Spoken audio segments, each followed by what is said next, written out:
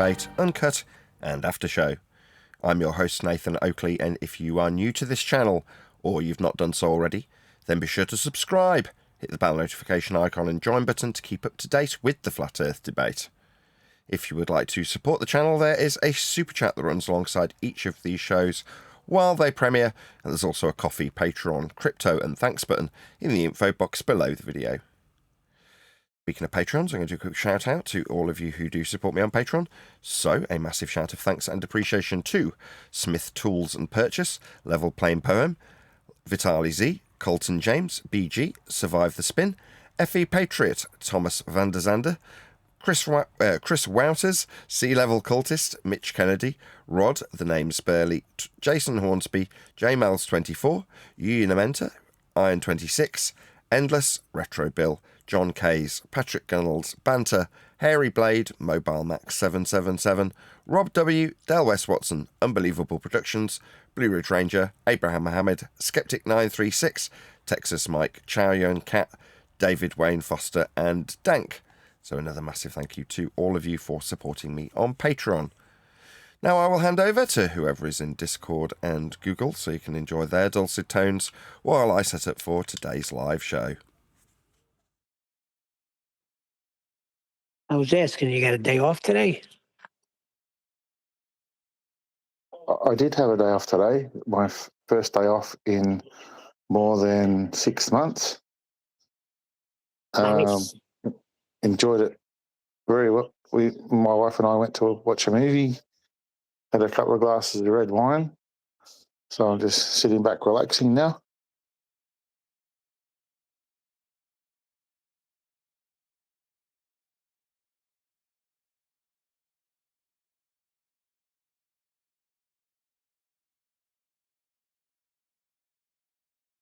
And then Monday morning, I've got to try and employ 2 more people. Yeah, so I'm probably the opposite of you. I probably had 6 months off and 1 day work. Come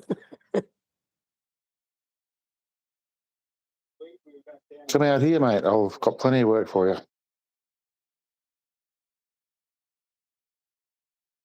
Yeah, I think from what I hear from everybody here, it's like an adjustment period you got to go through. Everybody I talked to, like their first 2 years were rough over here. And then once they got established, they're able to generate, work, if they're in the field that we're in, construction.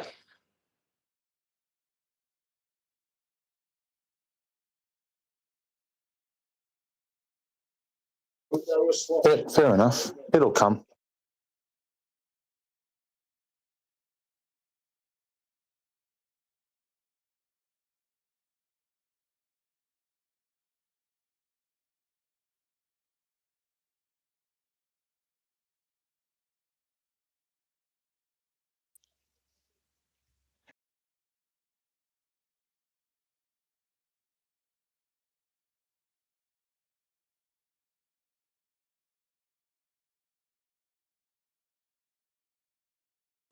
Oh, okay. Yep.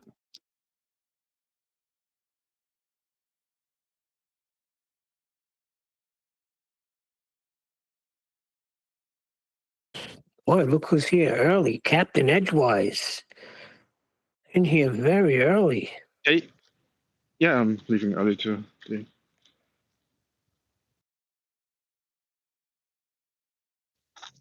Can you hear me? Or is it still crappy?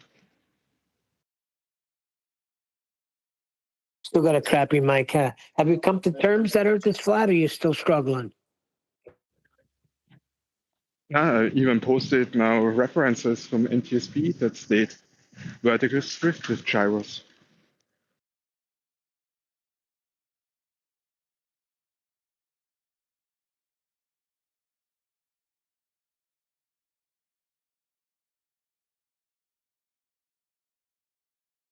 You're not comprehending the fact that it's measured flat, are you? You're totally ignoring all of that.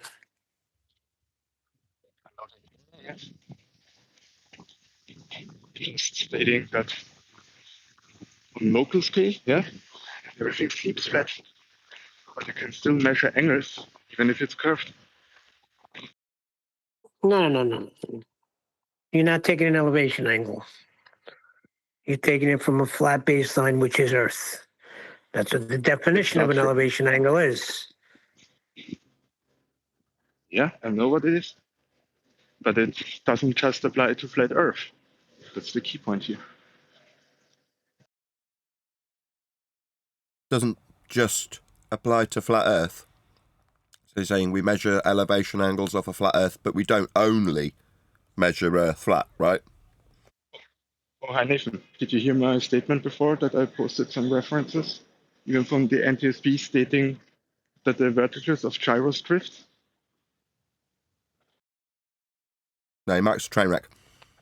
So you said we don't only measure Earth flat with elevation angles, right? That's what you just said. Yeah, that was my statement. But before, Right, I so was we don't talking only to measure Earth flat Neil. with elevation angles. So you understand that we measure Earth flat with elevation angles then, regardless of you suggesting that we also measure some other way.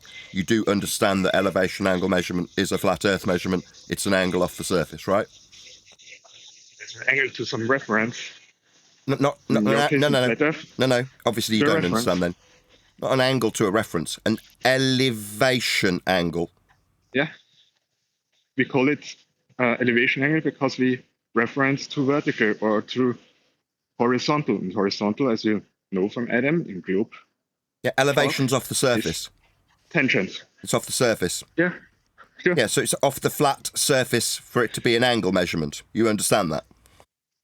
A sphere has a surface. You're mumbling.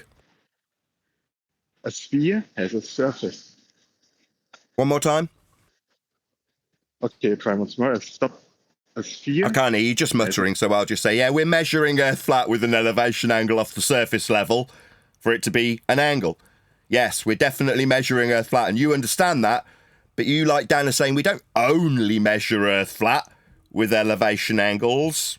Yeah, we do. If you're going to call it an angle, it's flat. So, but you accept at least the fact that we can have angles, maybe not your definition of elevation angle, but angle measurements. I don't care. We're talking about elevation angles. Yeah, but just to get that out. No, not but. Because a lot of No. Well, then no. No, why not? Sorry, we measure Earth flat with rotate elevation your angles. camera? So you're going to talk through me? Can you? Oh, okay, you're obviously done with this conversation. You don't like what I've got to say about measuring Earth flat with elevation angles. You want to talk about just angles. Okay, go and talk to someone else. I don't care. We measure Earth flat with elevation angles, but you don't want to talk about them. No worries. We still measure Earth flat with them. They're from the surface level, because it's elevation. And they're angles, that's two straight lines. So surface level, because it's elevation, is measured with a straight horizontal line. So Earth is measured flat for these angles. We don't need you, Captain Edgeware, to understand that other angles that aren't elevation angles work differently to these flat surface level measurements for angles. We understand that Earth's measured flat regardless of whether or not you understand it. And obviously you don't. You seem to want to convince me that other angles work differently when I'm talking about elevation angle measurements from Earth's flat surface for it to be an angle measurement in regards to elevation off the surface.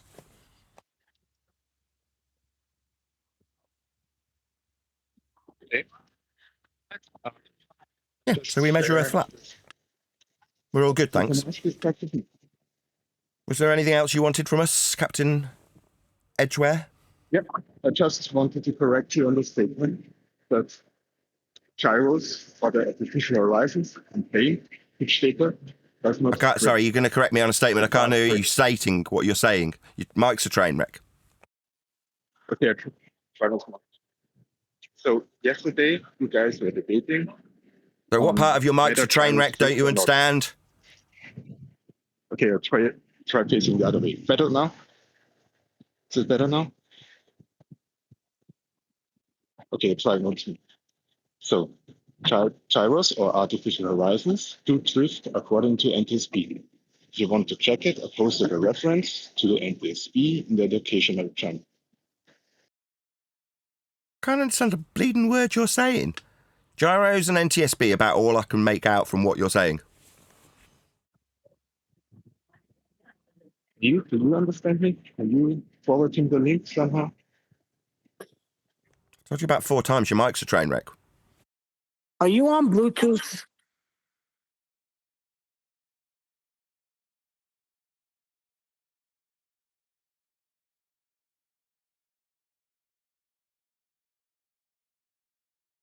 Captain Edgewise, if you're using Bluetooth, take it off. So what NTSB deal with is flight levels parallel with surface Maybe it's level. better now? Can Slightly. you understand me Yes, better that's now? better. Yeah, that's a bit better. Okay, so I'll move to phone only. So what I posted in the educational channel is now a link to NTSB, which states in one of its incident reports and statements that verticals of gyros drift when uncorrected. And this happens, for example, if you do a long maneuver, low altitude Sorry, maneuver, what does it for say? example. Sorry, where is you this a constantly citation? turn. Sorry, are you telling me what it says, or are you citing it? What does it say? Put it in I'm quotes. citing it. Put it in quotes. Say You, quote. you can look. You can look at No, the you link can cite it. posted in the Put it in educational. quotes. What are you I citing? cannot read it. I'm holding my phone You're on stuttering. my. I don't need you to tell me anything. I know what the NTSB measure. I've got their maths that they use when they investigate death. It's from black boxes. Now, if you want to cite something, put it in quotes and tell me what it... Then look at the Can you stop document. talking through me? It's Can you stop talking through me? Listen to the words coming out my mouth, dum-dum. I haven't asked you Okay. for anything. I've asked you if you need anything from me, and you're providing me with stuff like I've asked you for it. I haven't asked you for this, have I? Why are you giving me this? yes. You had asked me. What did I ask you for?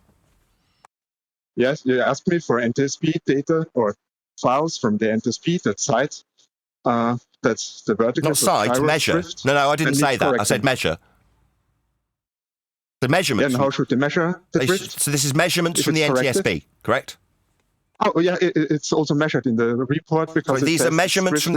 Also, stuttery, can you just communicate with me like a normal human being that isn't trying to be slippery and weaselly? Are they measurements, yes or no? Not also, because that sounds like future tense could also be something else that is measurements, meaning this isn't. Yeah. I asked for measurements, didn't I? Well, the report states it. Are in this these case, measurements yes or no? Yeah, of course. Because the gyro was not corrected. It was put in the wrong mode. Because the gyro wasn't corrected? What does that mean? Yeah, it was corrected at startup, but it wasn't corrected during flight because the pilot forgot to set it. So you've got measurements of a gyro that's uncorrected. That's uncorrected, yeah? Because it showed a wrong pitch value while it was flying horizontal. But was correctly started up. Put it in. So it was flying horizontal, but the measurements were incorrect. Yes. Well, then it's flying horizontal. Welcome to Flat Earth. Planes fly horizontal. So what are you trying to prove? Can you press the point, please? Sorry, I'm talking. So what are you trying to prove? If the plane's flying horizontally, then it's flying in level flight. And if you're saying that you've got a reading that shows... Captain Edgewise, I've listened to you. Why are you still with your mic open while I'm responding? I heard what you said. Yeah, because So shut up. So I'm responding now. Yeah, 1 moment. So I'm responding now. Thank you. So, we've got a plane that is in level flight then. Flying horizontal then. Welcome to Flat Earth. There is never going to be a deviation from Earth being measured flat. In this case, horizontal. Now, the tool's deviating, but the plane is apparently remaining in level flight and horizontal in spite of an inaccuracy in the instrumentation. So, welcome to Flat Earth. The plane's flying horizontal.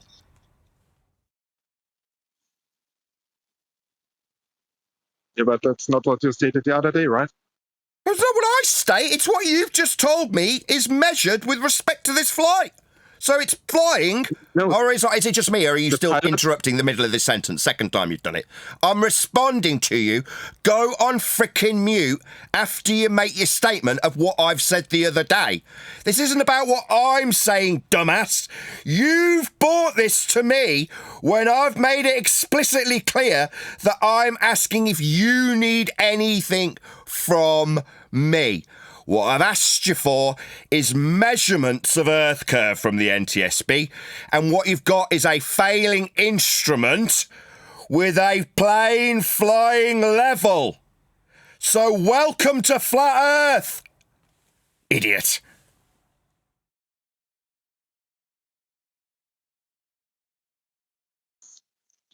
So I get it that you don't take the NTSB statements for real then. But the measurements are of the plane flying horizontal, correct? From the pilot's statement, he was flying horizontal, but the instrument... So we've got it cleared up then. So we've got all the testimony that we need for the plane remaining in level flight like it absolutely axiomatically requires to be measured as doing in NTSB data.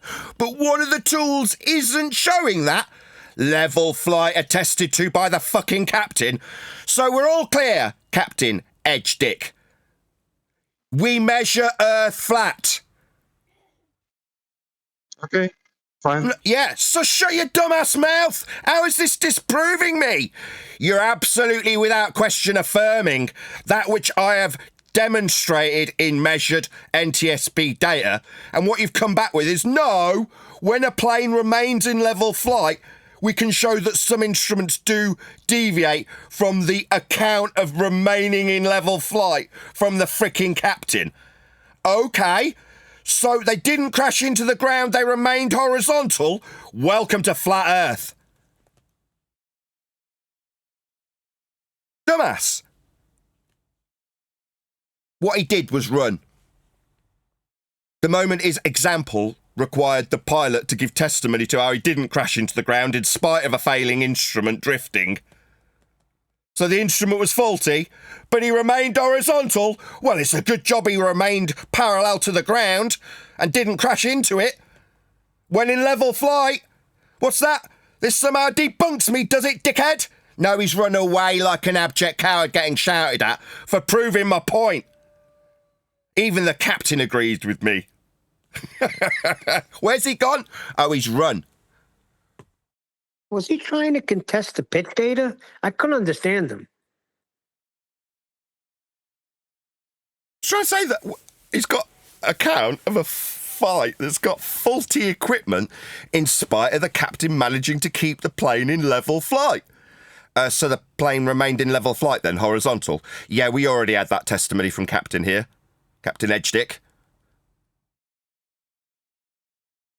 So thank you.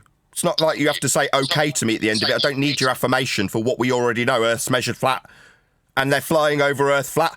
We've got NTSB black box data that shows with accurate non-failing instruments how Earth is flat and measured as such with flight levels accurately recorded from the sea level. That's what the flight data shows, and no one's going to mess around with this data. And what's that? You've got one instrument on an occasion not tallying with the straight and level flight the captain remained in. Well, how's that debunking anything other than the straight and level flight the captain attested to remaining in? Oh, the instrument failed in that instant. So when it's not failing, it's just measuring the flat Earth like we see. Yeah, we know. We didn't need anything from you, Captain, but it seems like you're trying to deceive my audience by suggesting that this failed instrument that deviated from the straight and level flight the captain attested to somehow has anything to do with a frickin' ball. Now, you're just a lying scammer, aren't you, Captain Edge Dick? It's got nothing to do with the ball, then. The captain managed to keep the plane in straight and level flight. Did he manage to stay at the flight level he was instructed by ATC? No answer. Yeah, he did. Earth's measured flat. Rhetorical. I didn't need Captain Dick here to answer me. I know it's measured flat. I've got the measurements. We know it's flat, Captain. We checked. That's how it's measured. And you've just confirmed that for us. Thank you.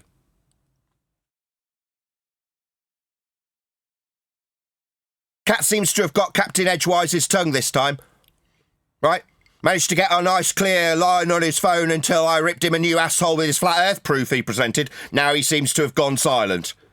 Yeah, sit down and shut up, you deceitful globe-believing asshole. We know Earth's measured flat. We know the captain remained in level flight. We know he's instructed to do so. And it's very specific in terms of how much distance they keep vertically between the flights when in level flight. We know Earth's measured flat. We checked, Captain.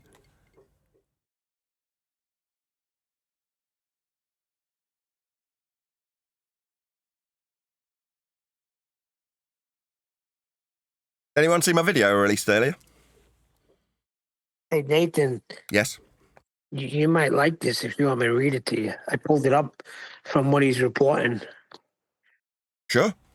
It says the above reference transaction of the pilot's report states that COPA, C-O-P-A, Flight 1400 on January 3rd, 1994, experienced both altitude, directional indicators showing 10 degrees right bank, when the standby horizon indicator indicated straight and level.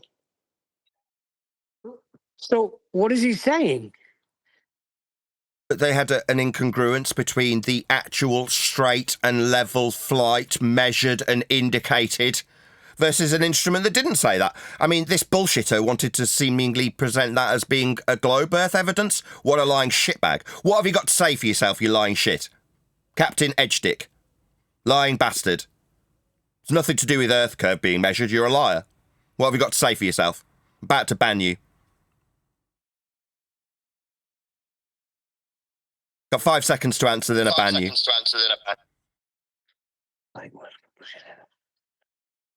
Nothing? Got your mic open, nothing's coming out, Dumbo. You're about to get banned for being a liar. No, it's run away, coward. Oh, there's something wrong with my line. At the crucial moment. He's got that bleeding line open, causing feedback. Man, I was still reading. Hold on, I'm sorry. Meanwhile, we've got straight and level flight in the proof that was just presented, didn't we? Earth was measured flat by this numpty's example who's now run away.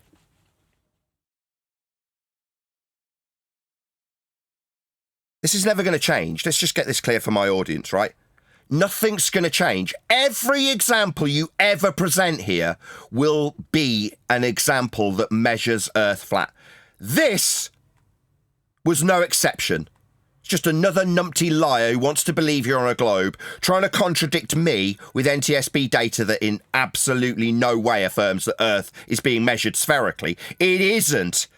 Even in that data, it's affirming the straight and level flight, the parallel flight level with sea level. It's there, but for an error. So we're not affirming globe measurements. This lying shit has come here to lie to my audience, to try and pretend that a faulty instrument is somehow proving that we're measuring a sphere. Lying bastards. Nathan, I was reading on. You know what it says? It says after a period of straight and level flight, they will correct themselves. Stop talking about going around the globe and they'll correct themselves. The instruments will correct themselves after the flight retains its level nature at a flight level instructed by the flight controllers to be at. The instruments would self-correct. Is that what it's saying? That's what Unfortunately, it's saying, after a period of straight and level flight. I mean, we're not capable of actually arguing this fact of Earth being measured flat in this description that avoided catastrophe because of the straight and level flight being maintained. The person who's put this to us, the lying bastards who come here and put this shit before us, has run away. Yeah, that's what we get. Lying bastards who present flat Earth measurements and facts.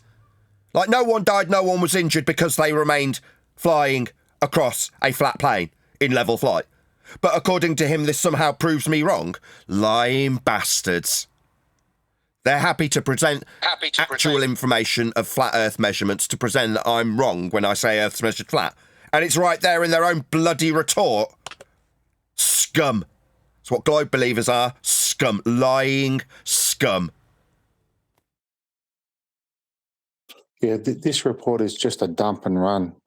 And he does exactly the same thing in the politics server with his reports. Yeah, it's just full of scattergun articles, basically proving the Earth is flat. But you need to get through it before you can answer him. And then by the time you answer him, he's run. Yeah, because we're demonstrating that the Earth is measured flat in his own measurements. And when we take him immediately to that point, suddenly he's got, oh, I've got mic issues. Oh, I can't hear you. Oh, I'm just going to have to go. Yeah, that's because he's not going to account for the fact he's just presented flat Earth measurements to us. And suddenly his reason for needing a completely fake made-up name is apparent. They all need to hide behind fake names because they all know they're lying. In this case, lying about globe Earth being measured. That's what I've laid down the gauntlet for. Go and give me measurements that are uncorrected if you're saying that NTSB have fiddled with these straight and level flight data measurements. No, they haven't. There's no correction to the raw data, you liars. But when we get the shit standard from liars presented, it isn't showing that there's a globe Earth measurement. That measurement is also, when presented as a rebuttal, measuring Earth flat. That's what we deal with, lying bastards who believe they're on a globe. What scum?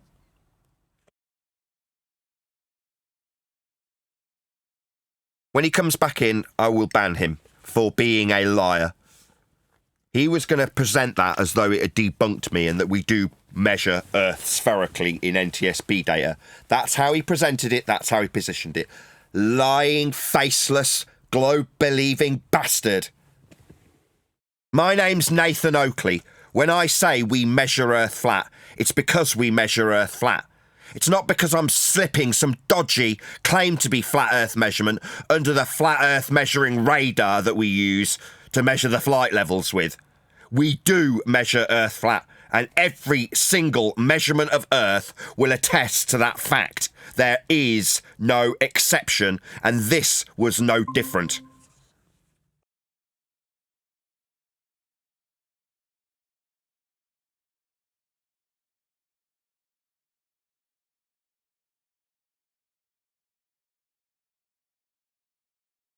Back to my Stream Deck playing up. I've plugged it in directly to the front of the computer and I've tried it on different extension leads, different cables. Nothing's changing it. As soon as this guy presented data that was fraudulent claims of sphericity being measured, suddenly my Stream Deck starts playing up and my mute button won't work and I can't take my line off mute and open my line or close my line. And when I am pressing the button, nothing's happening. And then it's flashing. I mean, it's obviously functioning perfectly now. But for a brief time while I was arguing with that lying bastard, my Stream Deck started playing up. I wonder why. Just a pure coincidence, I guess. That's pretty interesting. Anyway, they call these things a phenomena. Just don't buy a Stream Deck, I suppose, is the only answer to that. Because currently, as I'm saying this, the Stream Deck's flashing on and off, losing connection to the computer. A fundamental control tool for controlling the computer is glitching out, playing up. Just don't buy a Stream Deck. Elgato garbage, don't buy it. Simple. Oh, back to Edgewise. I'm reading this whole thing, and the only thing that stays constant is... Oh, he's back in. I'm going to ban him. No, he's a liar. He lied. That wasn't an Earth spherical measurement, Captain Edgeware. You've got 5 seconds to answer, then I'm going to ban you. What say you for lying? What's your excuse?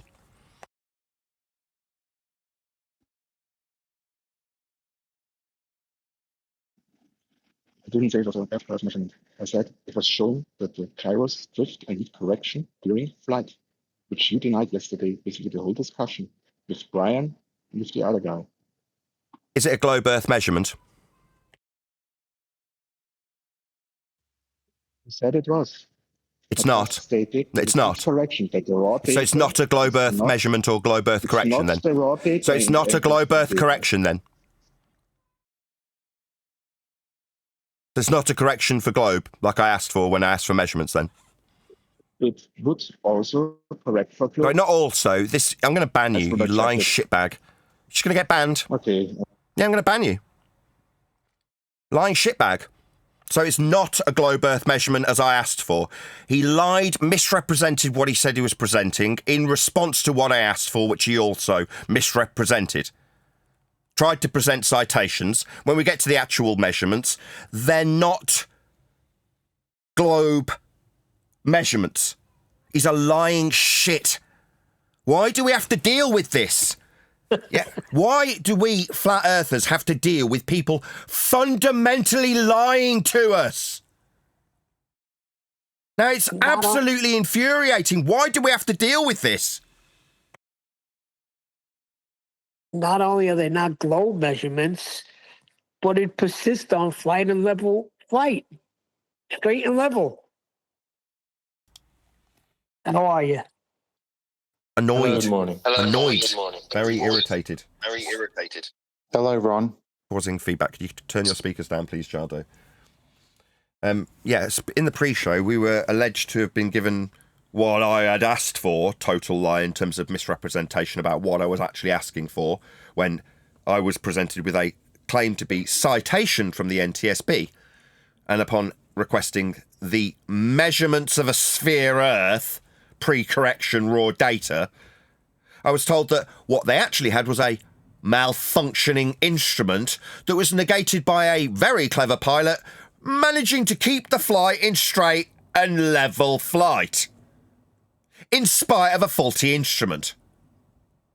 So not a globe Earth measurement from the NTSB, on the contrary, a flight that managed to not have any catastrophe, avoid any deaths, by remaining in straight and level flight as per the instruments and measurements, with the exception of one that was faulty.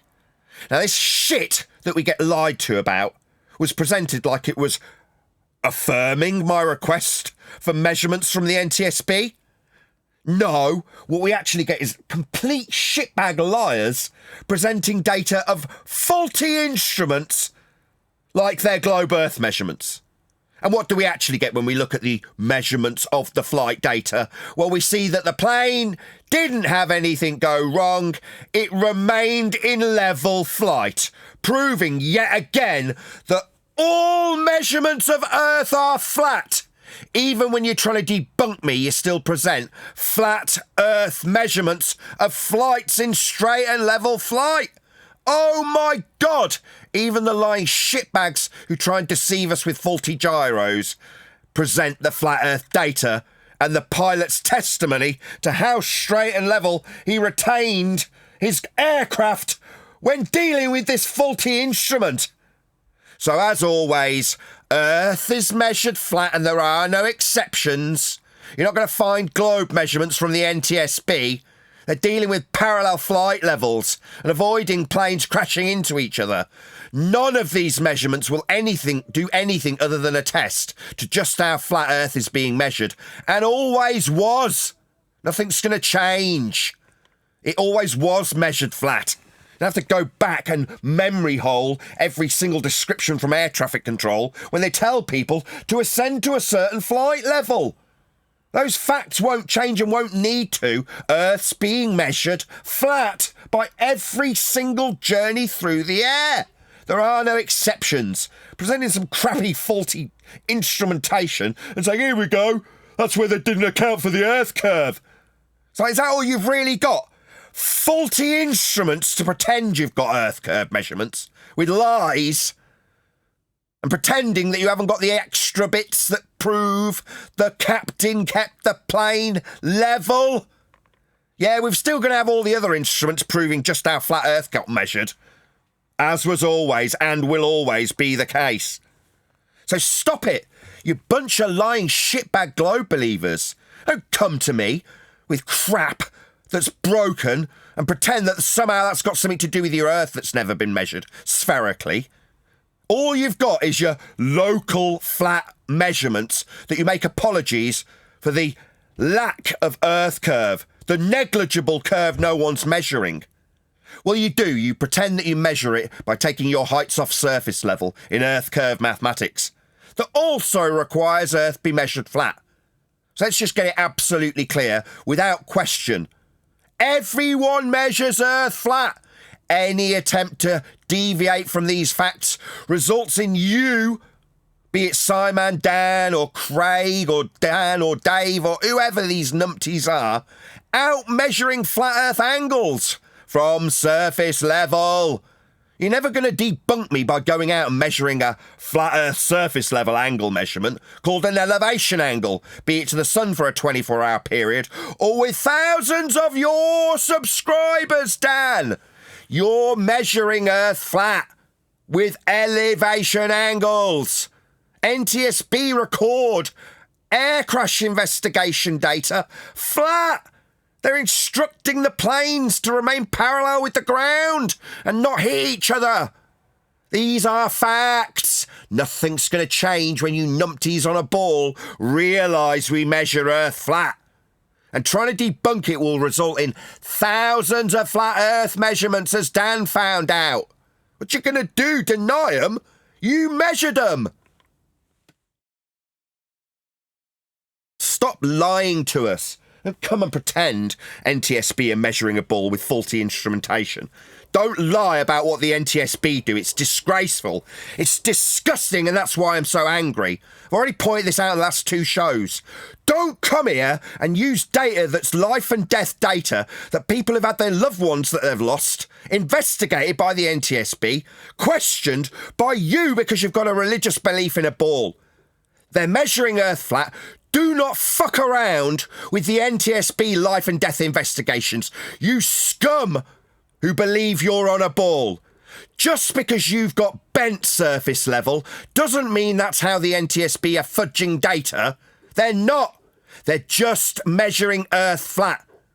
Now, I absolutely, without question, stand by every single bit of the NTSB's investigatory data. I'm not challenging it. I understand and see in their flat Earth measurement data what they investigate. I'm not pretending they've fudged it before they took it. I'm not pretending that there's self-corrections that aren't measured. I'm not going to use their data to lie about some sphericity that isn't in their measurements. Don't you do it! That's why I'm furious right at the beginning of a live show. How dare you take NTSB measurements of Earth flat and suggest that when things break, it's proving a ball. It isn't. And nothing that the NTSB have investigated when they've measured Earth flat needs alteration. Nothing about the flight levels that ground control are instructing these pilots to go to needs to be altered. There's no memory holing flight levels. They're just measured as they are. And it's not ball-shaped. So don't be scum just because you want to believe you're on a ball. It's measured flat. Don't pour scorn on people's life and death data when they've lost a loved one and the NTSBs investigate it. Accept what they have measured. Accept its raw data. They're not fudging it for a ball when they investigate people's death just because you want them to. And pretend that faulty data from broken instruments is somehow affirming that NTSB approving a ball for you, you despicable, globe-believing scum. How dare you?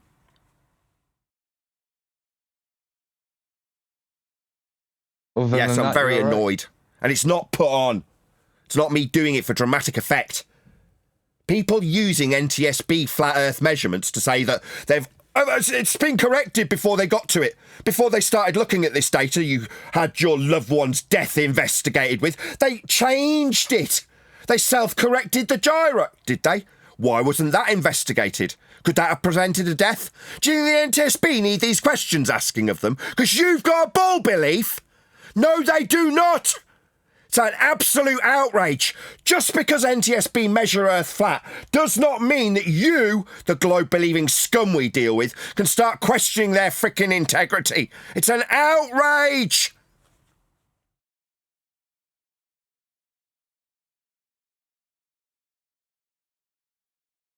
They're not a good start to a Friday. You want a nice relaxing weekend. What you actually get is scumbags contacting the NTSB because they've got a ball belief.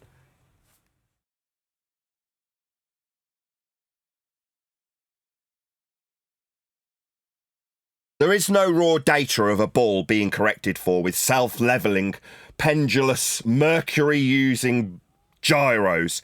They just measure the gyro and what it does. With respect to level flight over the surface level. That's what they do. Now, if anyone wants to contest that, you're contesting people who investigate people's deaths. Don't you get it?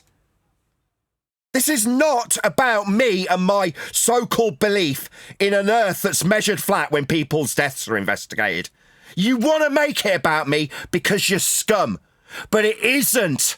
I've drawn the line. You don't get it. This is now about what NTSB say and measure and investigate, not me. So if you try and put it on my doorstep, you'll get it response from NTSB required, not me. I'm not investigating people's deaths when I take flat Earth measurement data. That's not me. And you say it's wrong, you say it's been corrected, you say the data's not raw. Well, then you're questioning the integrity of the NTSB, not me. Meanwhile, what do we actually get from NTSB data? What's the point of this outrage? They measure Earth flat. Obviously, the clue is in every single description they use and on the measurements that show it's flat. So what's this about again? Oh yeah, there's a lot of people out there that have been deceived for the last 300 years that the flat surface we measure, map and fly over is actually curving because the church told them that and it's never changed for 300 years. Therefore, we should suddenly question the integrity of the people who actually measure Earth flat. No, we should not. They just measure Earth flat, whether you like it or not.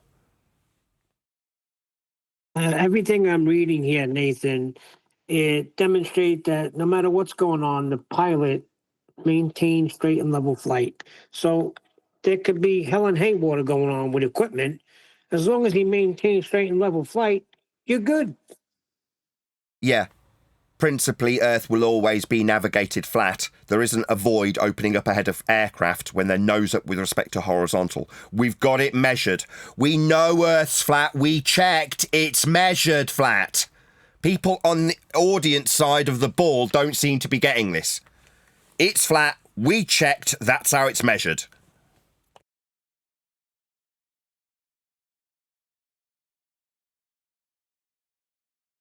But yeah, feel free to tell the NTSB they're wrong. Not me. When I said email the NTSB and tell them they're wrong when they describe sea level, not email the NTSB and tell them Nathan's saying stuff about the NTSB. No. Correct them on their flat Earth measurements that they're measuring and publishing to the public. Because that's what I'm relying on. Their flat Earth measurements they use to investigate people's deaths with. So let's not fuck around. We're talking about people who have lost their lives and the investigatory information that is relied upon, the raw data, the uncorrected, alleged to be vanished ball information that isn't measured. No, they're just measuring it flat. And they rely on that when they go to people who've lost their loved ones and explain why the hell that happened. They're not apologising for why the ball measurements that they've corrected for before this raw data is used isn't there. They're not doing that. Because it isn't there, it's not measured ball-shaped. It's measured flat for straight and level flight. And if you're not in straight and level flight, you're heading towards the ground that you're measuring your height above as you career towards it. So Earth's flat in measurements from this organisation, that's aircraft investigation organisations around the world, not just the National Transportation Safety Board. All of them rely on the same black box data from every airplane that's out flying over surface level or sea level, measured with altimeters that measure their height above it, parallel to remain in straight and level flight. With their measured chord line of the wing above the horizontal, they measure for hours and hours of time that we've taken from their measurements, that they rely upon to explain why, when things go wrong, a loved one might be lost in an aircraft. So let's not mech around, let's not lie about bull measurements that are just not there. They're just not there when they measure Earth flat. They just measure Earth flat. So deal with it, suck it up, you bunch of fundy ball-believing idiots. Your ball measurements aren't there, not because we need to pour scorn on the people investigating death, but because there's no ball measurements there. It is that simple. Nothing's going to change that. Nothing needs changing. We always were at flight level X. Okay? Enjoy your frickin' weekend, you scum. All the diagrams they got a flat circle and everything coming from the center. So just because it says flying around Earth's surface and Earth is a sphere, that doesn't mean it's a sphere. This is nonsense. I'm going to post it in Master B. Shout out to Jardo, who says, I understand how upset you are when people challenge verified raw data proof that is evidence provided to give families closure on death of loved ones. Disgraceful, says Jardo. Yes, Jardo, absolutely. You've hit the nail more squarely on the head than I can, while I'm absolutely foaming at the mouth. When I say take it up with the NTSB, copy me in on the email, yeah? Scum, that would be someone who goes by multiple names, a troll, did do exactly that, but moaned about what I believe and talked about flat earth models. In other words, presented misrepresentations of what I actually asked for. And on today's pre-show, we get the same thing. We get people presenting a misrepresentation of what I've asked for. Why? Well, because they've got a ball belief.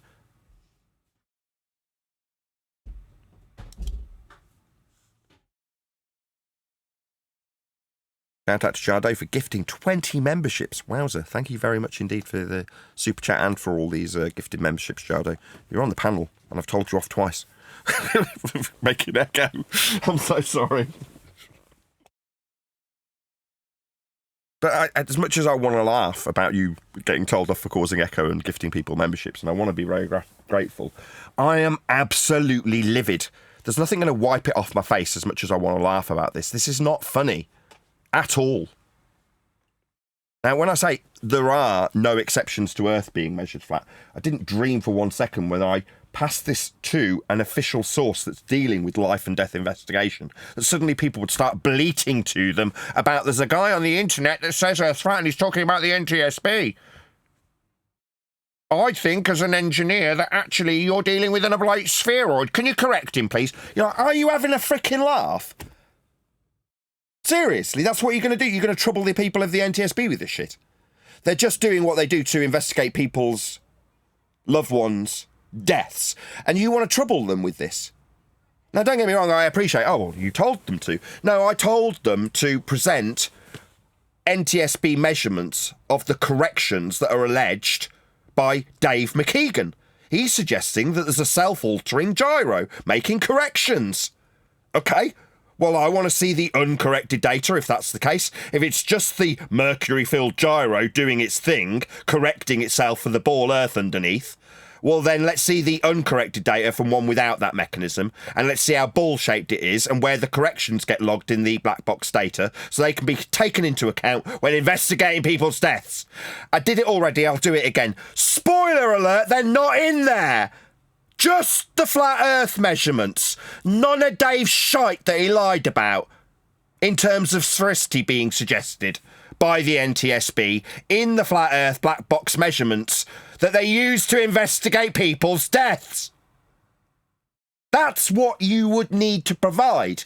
Obviously they're not there. They published their flat Earth measurements already. And what's Dave doing? Saying, oh no, self-correcting. No. We're going to need to see these self-corrections if you allege them. Otherwise, the people who have up until now had their loved ones' deaths and the closure provided reopened because apparently there were self-correcting gyros that had no measurements or account for whether or not they were working correctly in the NTSB flight data. Heaven forbid we've missed something. No, they haven't missed anything. They just measure Earth flat. Dave lying bastard McKeegan and Captain Edgedick, who come here to allege that we've got sphericity that's vanished, end quote, from the measurements. No, they're just not in the measurements. They're just measuring Earth flat when they investigate why somebody died. My God.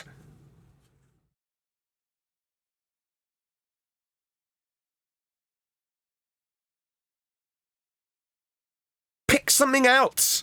If you want to go and find Earth measurements, pick on somebody that's got a lot less death associated with them. Now, why have we got this information? Well, because we've spent 10 years being abused by shitheads who lie about their religion at a surface that's surveyed, measured, mapped, charted, flown across, sailed upon, flat in every single measured instance. They want to tell me I'm wrong.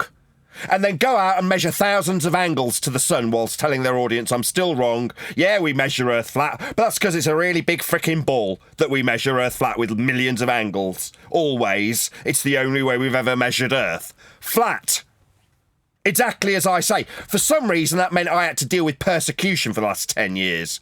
Because I pointed out how Earth was absolutely, unequivocally, in every instance, even in life and death circumstances, measured flat. Does that mean I should be persecuted for 10 straight years? It's outrageous. I have to bring it down to actual life and death measurements of Earth for it to be taken seriously. Shouldn't come to this. Shouldn't come to you scumbag liars having to try and tell me that life and death investigatory information has been altered when it's studied as raw data. It's a disgrace from the bull believers. You should be ashamed of yourselves.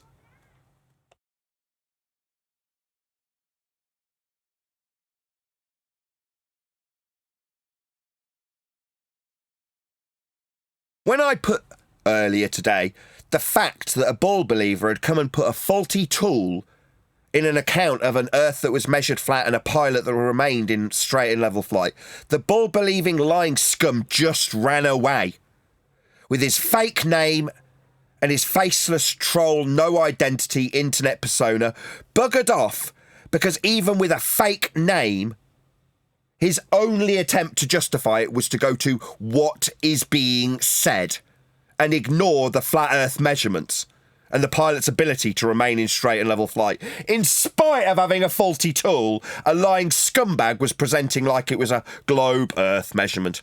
Lying bastard scum globe believers. I am so sick of it. And I'm just going to call it out for what it is now. It's just globe believers being the scum of the Earth. That's what this has come down to now. Because Earth is measured flat, you globe believers are behaving like scum.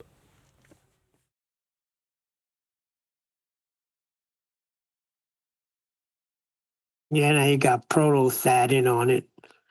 I've heard that name before, claiming it's not raw data if it's from a faulty gyro.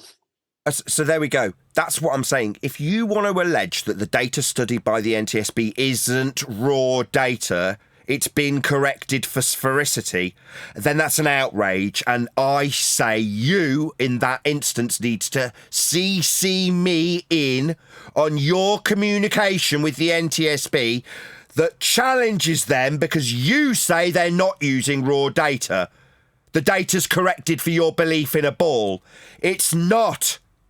Now, when I suggest you contact them, that's the reason why I suggest you challenge their flat Earth measurements when you say it's not raw data, as exampled by Neil. Yes, Neil, I'm so glad that happened. So I can example exactly why I would ever dare suggest somebody challenge the NTSB, because that's where it's challengeable if they're not accounting for it, not logging it, and not telling loved ones who've lost family members about it. Its self-correcting nature, this troll in the chat says, is there because it's not raw data. Then he needs to challenge the NTSB because he says they're not studying the raw data. What an outrage! My point being, nobody would ever dare contact the NTSB to say such a thing. How dare you even dare to challenge these people who are investigating life and death scenarios? It's an outrage. But it seems that even the trolls would be quite happy to say, no, it's not raw data. The people's loved ones' deaths have been investigated. Yeah, it fucking is raw data that life and death's been studied with. It's just flat Earth measurements that you don't like, bull-believing scum. How dare you challenge it? Why? Because it's flat Earth measurements? Suddenly it's challengeable, is it? No.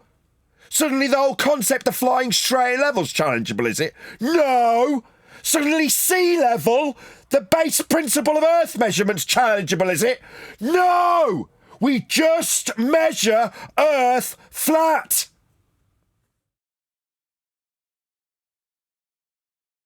Yeah, this is ridiculous. To say that, let me just read this. The INS gets its measure of level largely from accelerometers, and even those need constant correction and averaging, since movement of the aircraft will constant affect them. So the INS graph showing level flight is a composite value created by an algorithm getting input from 3 different gyroscopes, 3 accelerometers, and incorporating corrections that take Earth curve and rotation into account. You want to show me this? Yeah, so let's see these measurements. That's the point. Summarised by Jard Doe.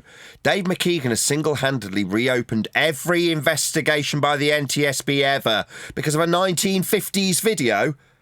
Yeah, if you're going to suggest that there's a reorientation of the gyro that's been corrected, and but for its correction, you'd have gyros twisting their orientation in their cage with respect to a curved surface, then you're going to need to show that. Because if it's there and not accounted for, again, spoiler, it's not in the measurements. The measurements are flat. Now, just because Dave's got a 1950s video doesn't alter the flat Earth measurements. And that is what's being used by the NTSB. They're not relying on some stupid black and white video that Dave's pulled up and stuck on YouTube. Okay? Thank you for the super chat, Jardo. Feel free. If you want to tell me that the data that is alleged in this 1950s video with a reorientating gyroscope isn't shown in this data, so where's it being hidden, NTSB? Then you're an idiot if you're going to challenge them based on this alleged, hidden, vanishing, non-measured Earth curve. It isn't there, it isn't measured, they're flying level, parallel with other planes below them that they might smash into if they don't obey this principle of level flight, parallel with other flights flying beneath and above them. For God's sake! You don't have to like this, ball believers. It's just how Earth gets measured. Now, Dan didn't like it, so what did he do? Got 1,000 people to measure Earth flat on his behalf.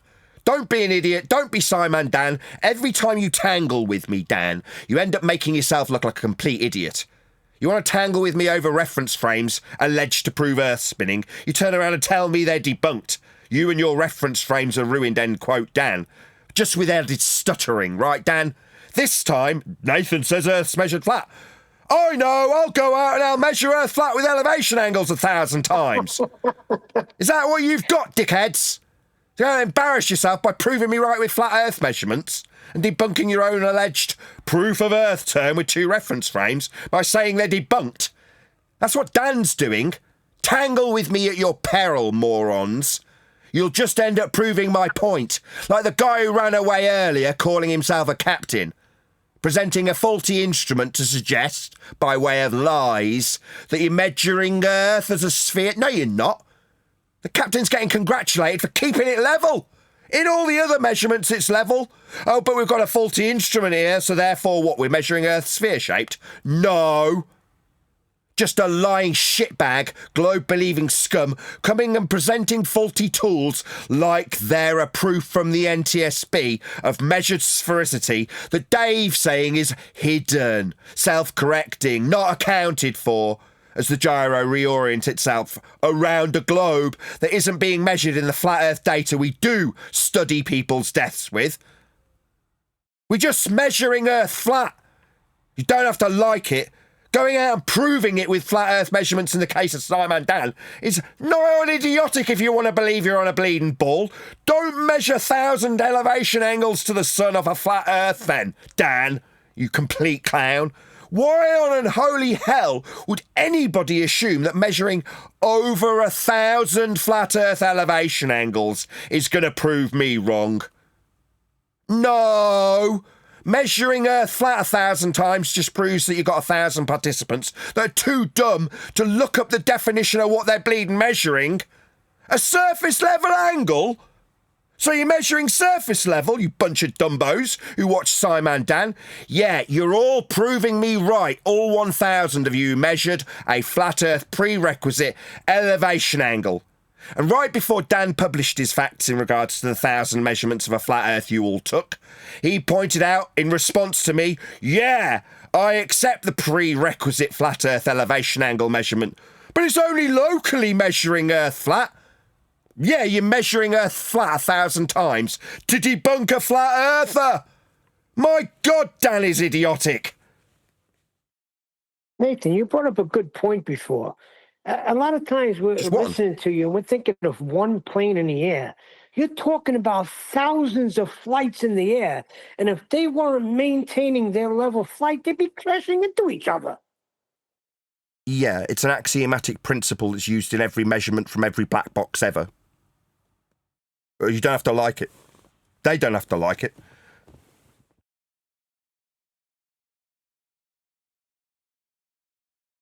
I mean, what I expect is Dan to go and get me a massive amount of flat Earth proving information from flights now. It's like, I mean, you want to tell me that somehow Antarctica's going to debunk me with guns, and then you all come back with flat Earth measurements for 24 hours. It's like, guys, are you literally insane? Do you need committing? You're never going to debunk me by going and measuring Earth flat with elevation angle measurements to the sun in Antarctica for 24 hours. I'd just go, well done, you measured Earth flat. So you've proven Earth's flat. That's how you measured it. Again, I'll explain the situation after this fact. The fact you measured Earth flat in Antarctica with angles off surface level. What's that then? Not angles. Not off surface level. Bent surface. So not angle measurements then. No measurements of Earth, then. Oh, they are. They're elevation angle measurements of a flat Earth for 24 hours. Yeah, you're measuring Earth flat. Like it's always measured. What's that? Maybe you can go and tell a different audience that if you go and measure the elevation angle measurements to the sun, it's an experiment, like Dan called it? No, you're just measuring elevation angles off surface level. And if it's not surface level, that's a flat Earth, then it's not an angle. Two straight lines meeting at a vertex. One's the surface level. Oh, it's not the surface level. Yeah? It's not locally measured flat at all. You haven't got any measurements. No, just acceptably locally measured flat. You just measured flat. Don't have to like it. It's how Earth's measured. It always will be. It always was.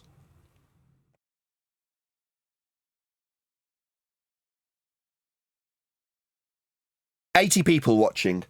Let's get the numbers back up. We've been absolutely shafted for 10 years because apparently the flat Earth prerequisite elevation angle measurements were proving a ball up until we realised that every measurement of Earth that was alleged to prove a ball measured Earth flat before they got to any calculations of anything. Just measured Earth flat with things like elevation angles, like Dan measured recently. So let's get the numbers up. Why should we have only 80 people realising that everyone measures Earth flat? Even the ball believers who've been calling you, that's my audience of flat earthers, idiots for 10 years. No, you're not idiots. They are also measuring Earth flat. Yeah, we checked. Earth's flat. It's how it's measured. Yeah, we got to the bottom of it in the end. It only took 10 years. So let's get the numbers up. Please share the show. Smash the share button if you've not done so already. Don't want to get all hoarse for nothing. If it's flat, then why do boats go over the horizon? Boats going over the horizon is a mathematics that also relies on Earth being measured flat with surface level. We debunked it with the Black Swan. It's chapter 9 in my book. You should buy it and listen how the Black Swan annihilated Earth curve horizons at geometric limitations at 1.22 times the square root of the observer's measured height off a flat Earth. As I say, my book's coming out very soon. It's exciting times. Adam would be proud of me. I got pictures from space, buddy. Sorry, space, a sky vacuum.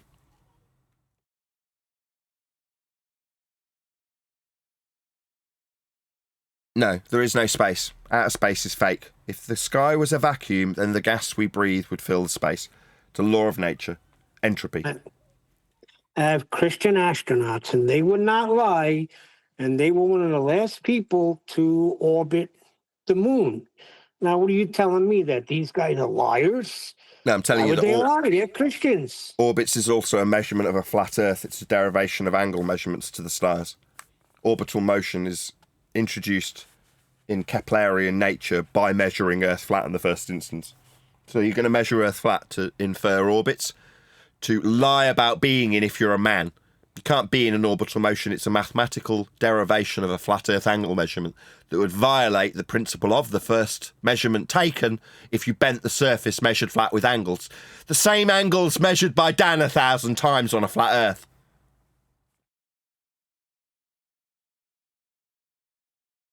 Orbital motion measures Earth flat.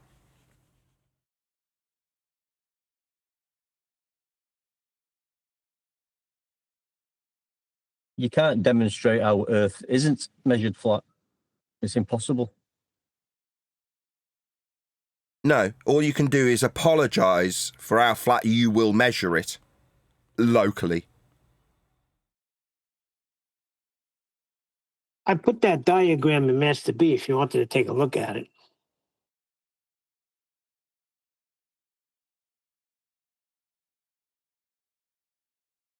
It's kind of It too does small. say from the NTSB. Bit too small, Neil. Yeah, I had to blow it up. What is it? It's going to be showing a flat Earth that's measured, right? What is it, Neil? Just tell us. Well, it's about the gyroscope that we were talking about before, the faulty gyro. And it's talking about how it's taking Earth's rotation and Earth's curvature. Okay. I mean, it can say that all it likes. When I'm asking for measurements, that's where right, so this is what the guy earlier covered. So in the pre-show, the guy suggests that Earth curve and rotation are measured, because that's what I'd asked for. And when I'm given citation, I'm like, this isn't what I asked for. I asked for the measurements of the sphericity.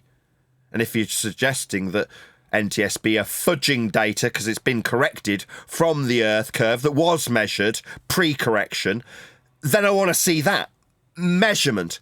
But what we actually got was a description verbally as opposed to a measurement. Then we went to the measurements, didn't we, Neil? What did they show? They showed flat and level flight. Oh, the pilot being commended for remaining in straight and level flight and not crashing into the flat ground that was being measured by the other instruments. Correct. So it's almost like a shitbag lying scumbag globe believer has come along and said this faulty instrument on a flight was actually registering Earth being sphere-shaped. No, you're a bunch of lying bastards, you globe believers, that is. Earth's measured flat with all of the data taken from black boxes. Always. And when there's a faulty instrument, the only thing it's going to do, if it causes a problem, is stop the pilot from remaining in level flight. Now, in this instance, fortunately, the pilot did a really good job and remained in level flight. Horizontal. As measured in the black box data when it was investigated, in spite of having a faulty instrument. The end report suggested that had he continued long enough in straight and level flight, the instrument would have corrected itself. Back to the straight and level flight everything else was measuring. Correct, Neil? Yeah, that's pretty much what it says. So Earth was measured flat in the example alleged to be debunking me, when it wasn't me that was making the claim. I pointed out that pitch data is a flat Earth prerequisite measurement, that flight level off surface level is a flat Earth prerequisite used by the NTSB. Somehow people have misinterpreted that to mean that I am challengeable in regards to the flat Earth measurements used to investigate death. It's nothing to do with me. But if you want to challenge the flat Earth measurements of the NTSB, you feel free.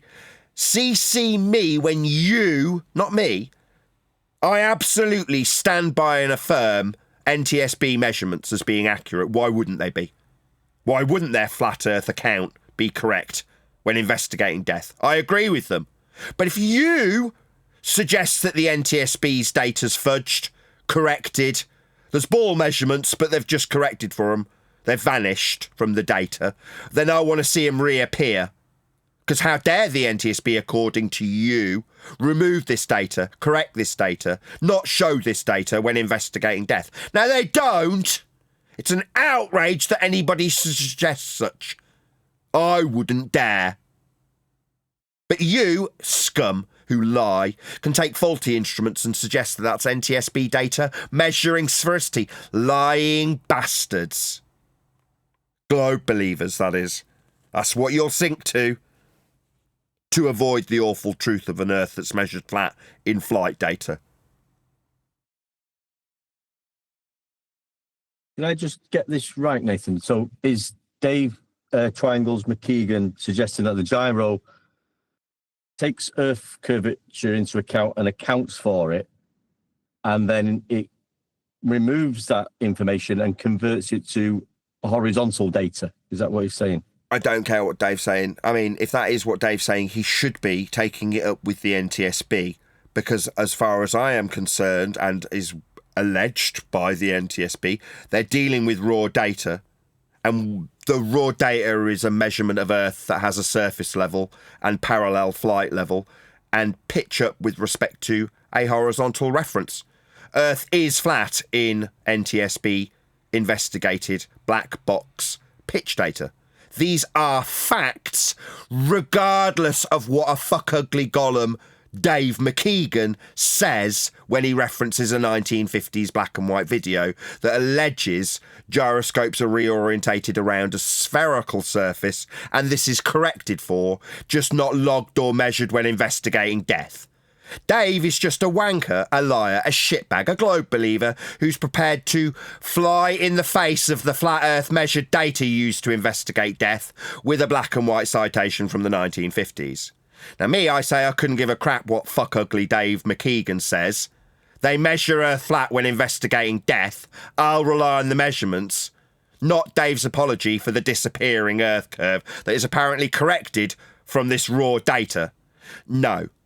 I say NTSB data is raw data, and it's just the measurements of the surface level, and they're assessing it for its retention of level flight. And any deviation of that will be measured with respect to the ground that's hurtling towards them. Not falling away at 8 inches per mile squared, but then somehow hidden in the measurements, so saith Dave with his levelling, self-correcting gyroscopes that aren't in these measurements. It is that simple.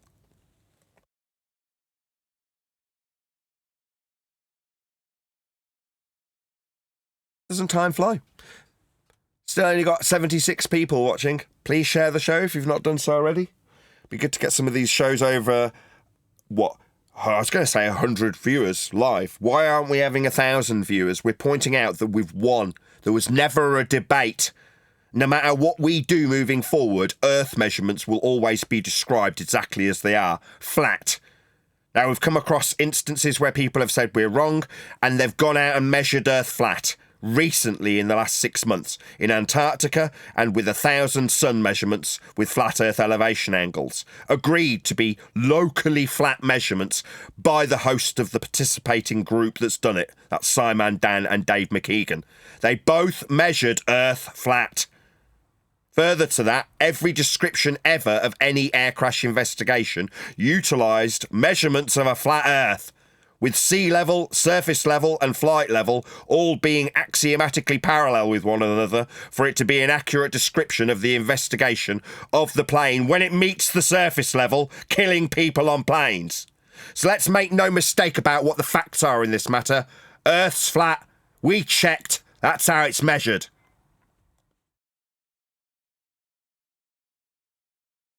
I was wondering about something, right? If someone's taking a flat Earth measurement of the sun at a certain time of year, and then that's a local measurement, right? Because locally it's all locally flat.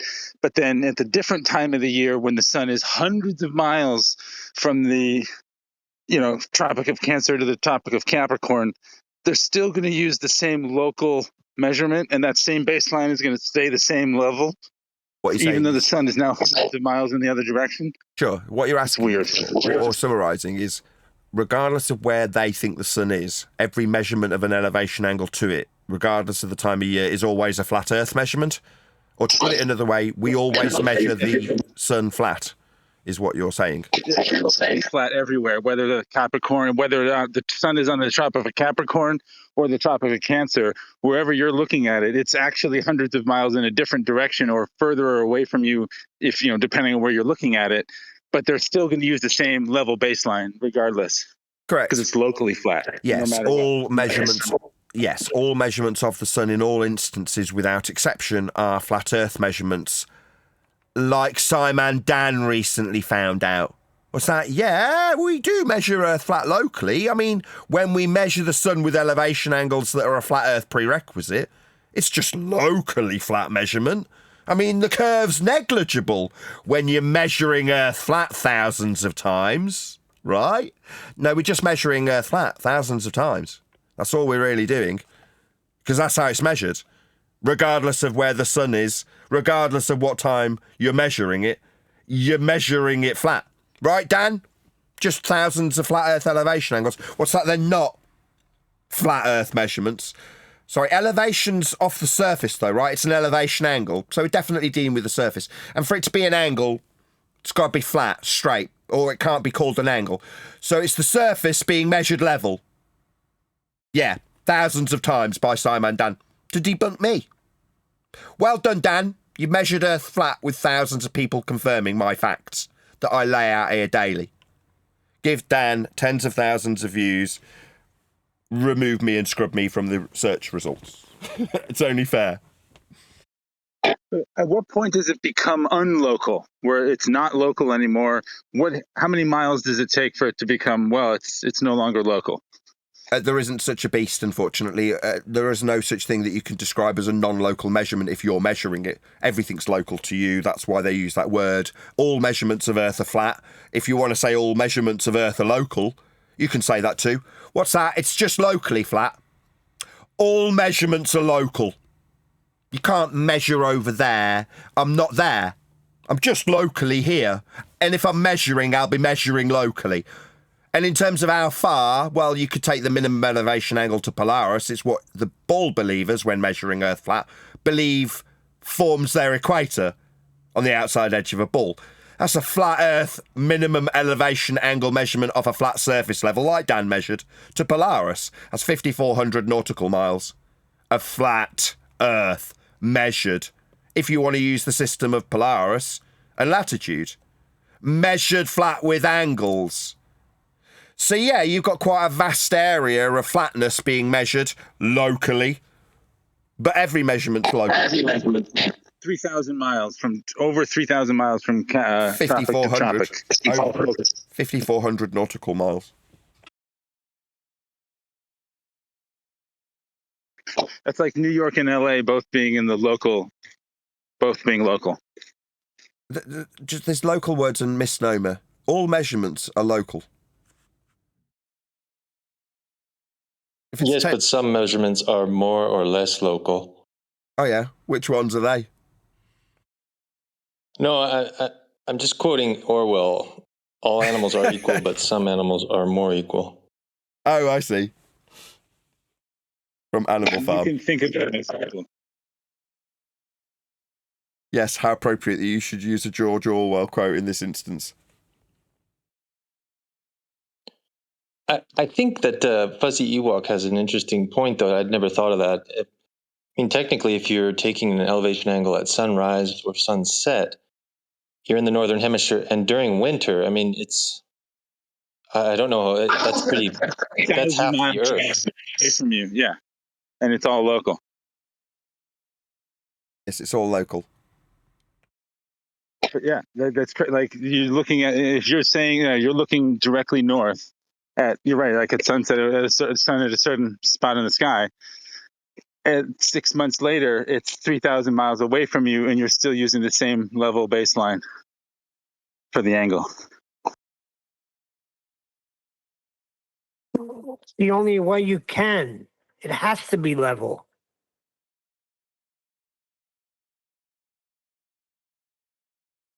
Nobody talks about measuring curvature. If you look at this on screen, right, to get this, if you were minusing it from 90 and times it by 60 to get this as a nautical mile distance, then you'd have 2,700 nautical miles along the base of this triangle on screen now. 5,400 if it was at its minimum at the horizon. Oh, That's dear. a locally flat measurement if the sun's at 45 degrees, as I'm going to assume it is in this diagram. Obviously, I don't know, who cares? It's just a diagram and an example. But you just minus from 90 and times by 60. So you can get your co-altitude and then distance to GP. That'll be the radial value of a circle if you're going to draw a circle of equal elevation in celestial navigation. But the distance is the distance from this point where you've got, 90. This is your measurement point. You're just measuring an angle along a flat surface. But what you want is this, yeah? Distance to GP. The GP being the ground position of the sun in this instance. Where is it above on the flat surface we are measuring? Because you're navigating a flat surface. That's how it works. Again, these aren't contestable facts. I mean, I'm sat here with my feet up, quite literally, because I couldn't be more relaxed about these facts, as I'm getting interrupted, which does annoy me, right? Earth is I'm measured... not going to annoy you because Brian keeps saying that you never bring up the GP. So I'm glad you brought it up today. Well, thank you so much for interrupting me while I'm discussing it, Neil, and pointing out how relaxed I am, making me slightly less relaxed. The point being that when we describe how Earth is measured flat, these aren't contestable facts. That's why Dan's going out and embarrassing himself. He doesn't know how Earth's measured. So when he goes and goes, well, somebody who's suggesting their measurement, Aristophanes, proves a ball. We measure the radius with that measurement. So he goes and replicates it. Dum-dum, you're measuring Earth flat with that measurement. The fact that you can calculate sphericity from flat Earth measurements, yeah, we've been saying that for about 5 years. This is how it's done. It's on screen. We've been pointing out how Earth gets measured flat. Because it gets measured flat. Now, when we give examples that are NTSB examples and say, well, take it up with the NTSB, you don't think for a second that people who have got this entrenched, indoctrinated globe belief are actually going to get in touch with them. But, my God, it's so disrespectful. You can't make it up. This isn't my measurement. Let's just get it clear. I'm going off track slightly, right? I'm relaxed because I'm not making this up. I'm not trying to fudge this into the Earth measurement process. It just is what it is. I haven't made it up. That's how we measure Earth. It's an elevation angle. So it doesn't matter if I say it. That's how we measure Earth. Flat. So nothing I do is going to change. But for 10 years, I've had to put up with, because I say Earth's measured flat, I'm persecutable. I'm ridiculable. And now we're at the stage where, fuck you, you bunch of scumbag, lying bastard globe believers. We measure Earth flat, and I don't give a fuck how you feel about it anymore. I can prove it with measurements. That's how it's measured. And what we're going to get when I do it, we're going to get people actually calling the NTSB. That's what's happening. People are going to literally challenge life and death assessments because they don't like their globe belief being challenged based on the facts. When it comes to Earth measurements, they don't like the Earth's measured flat. I'm just the messenger. But from a normie point of view, this is quite good because at first they just hear the society around them mocking and ridiculing and laughing flat Earth. And then suddenly they hear out, we need to be stopped. We need to fight the flat Earth. And then eventually people accept it as though it was always the case. Well, how can that be the case if we are actually on a ball? Well, it can't, can it? So how can it be the case that we accept that Earth is measured flat in all instances? Well, only if it's measured flat in all instances. And this is what scares the living shit out of the people I'm saying I couldn't give a crap about your opinion anymore. All of the dicks I've dealt with over the last 10 years. You're all in pain, you always were, and I couldn't give a toss anymore. Yeah, I've lost all apathy for you. I just don't care. Not all apathy, all sympathy for you. I just don't care. Because the facts will never change. That's why, eventually, society will catch up with the facts in terms of Earth measurement. We're in the information age. No matter how much noise you make that's bullshit, the measurements are always flat anyway. So the religion of heliocentrism, it might last another 100 years. But during that time, people will still be out there measuring Earth flat, because that is how it's measured. So it doesn't matter if you ridicule me. It didn't matter for 10 years. That's what I'm annoyed about. It never mattered. It wasn't about my belief. Because how's Earth measured? Flat. So he gives a toss what you lying scum globe believers who are prepared to challenge flat earth data that's used to investigate deaths. What you think on this matter is irrelevant. Earth was always being measured flat, and it always will be. And when you, Simon, Dan, Craig, Dave, when you go out and measure it, you'll find out for yourself. And I'm just pointing that out and pointing the way to the flat earth measurements. But they haven't changed. There's no memory holing the old measurements because we need people to appreciate how it's now measured flat. It always was. Nothing's going to change. That's why society will accept this so easily. Because what's going to change? Nothing. The bullshit excuses for why we're measuring Earth locally flat, because it's a really big ball, that's easy to relinquish. Because the first statement holds true. We measure Earth flat. Not because it's a really big ball, not because there's negligible curvature. We just measure Earth flat. And every example of Earth measurement's going to show that, from here until eternity, because that's what Earth is. Flat. Precisely as we've measured it, precisely as we've surveyed it, precisely as we've sailed on it, precisely as we've mapped it, precisely as we've charted it, precisely as we've flown over it. That's how it was always dealt with. Nothing's going to change that. Further to that, every single flat Earth measurement that's in existence is required to create a ball for you to believe in. If you did any actual primary source research into your own bleeding belief in a ball, you'd find your way to the flat Earth measurements that were used in the first instance. Like I've described with Polaris, the minimum elevation angle measurement of a flat Earth forming your equator. Just for starters. Or Al-Biruni's R-based derivation that uses surface level and heights of mountains off a flat Earth. Every single investigation that you, my audience if you're a ball believer, will lead you to the flat Earth facts in the form of measurements, just by investigating your own stupid religion of a ball. Because the ball relies on Earth being measured flat too. Scares the crap out of the people who want to persecute you That's for just boring. Just boring. And you know what? You get ridiculed from both sides. I will have you know that. When you say Earth measured flat, you're not just getting ridiculed from the baller side. You're getting ridiculed from the flat Earth side as well. The flat Earth side's fake. It's full of shills that want to lead an opposition into arguing how the Earth is a sphere that was faulty in the maths that gets us to see too far. The old guard flat earthers are people only here to create anti-globe arguments and alleged to be flat earthers. So they constantly talk about seeing too far on a ball, geometric horizons, why boats go over Earth curve edges, and why if we zoom in we see too far. These are all ball Earth assertions. Now, I'm sick of it. Earth's measured flat. I don't need to debunk why Earth's not a ball when all the claims of Earth being a ball start with measuring Earth flat at surface level. Again, there's no exceptions. You want to claim you're on a ball, you need to measure Earth flat first. It's right there in your surface level and parallel eye level measurements in your Earth curve maths. Again, 10 years of mastering the bullshit we're fed to believe we're on a ball leads in no exceptions to flat Earth measurements. In the case of Earth curve, at surface level with parallel axiomatic eye level, used to derive a geometric ball Earth horizon below surface level. Well, we debunked this crap in 2020 with the Black Swan if you want to start at a point where you believe you're on a sphere. Because if Earth was a sphere with a radius of 3959 as measured by Biruni off a flat Earth with mountain measurements and heights off surface level, then every distance in those maths, derived from flat Earth prerequisites, would be at 1.2 times the square root of the observer's height in feet. That's the distance to the geometric horizon in those maths that uses surface level flat Earth measurements.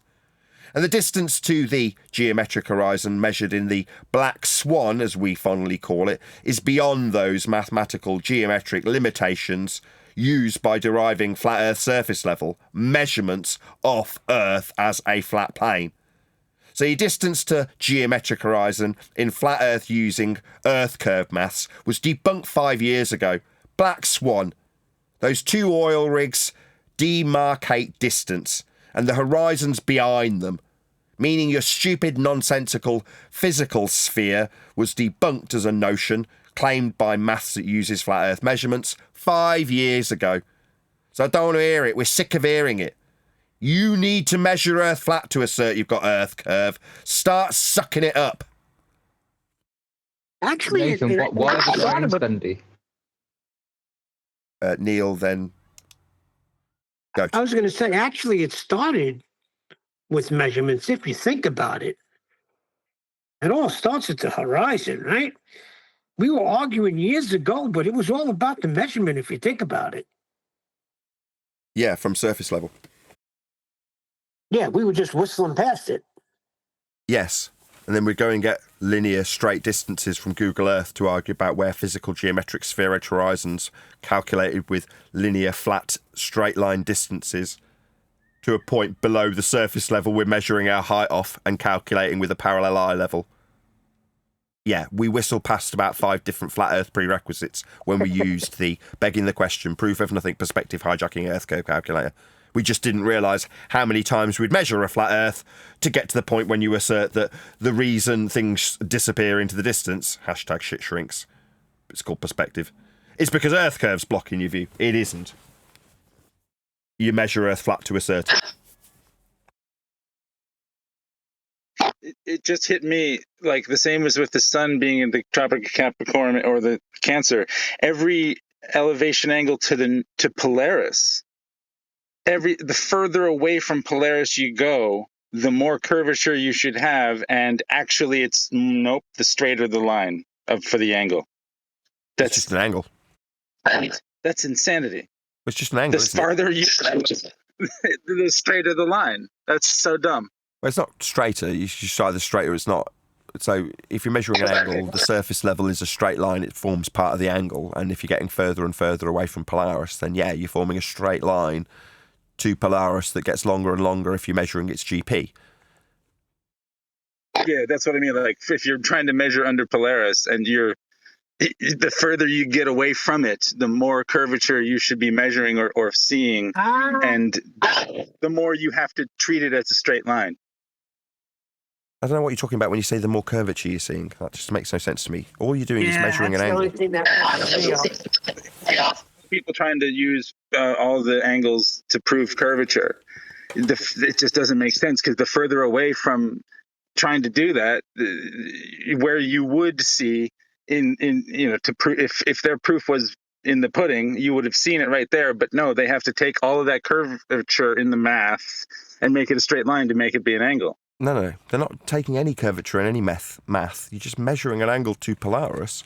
And when you measure an angle to Polaris, ipso facto, you are measuring a flat Earth with respect to Polaris's GP at any distance. It doesn't get straighter, and you don't have to account for some curvature in maths when you measure Earth flat for the angle. You just measure Earth flat for the angle. Experimental gymnastics have to go overtime to account for that discrepancy in their mind. That's what I mean.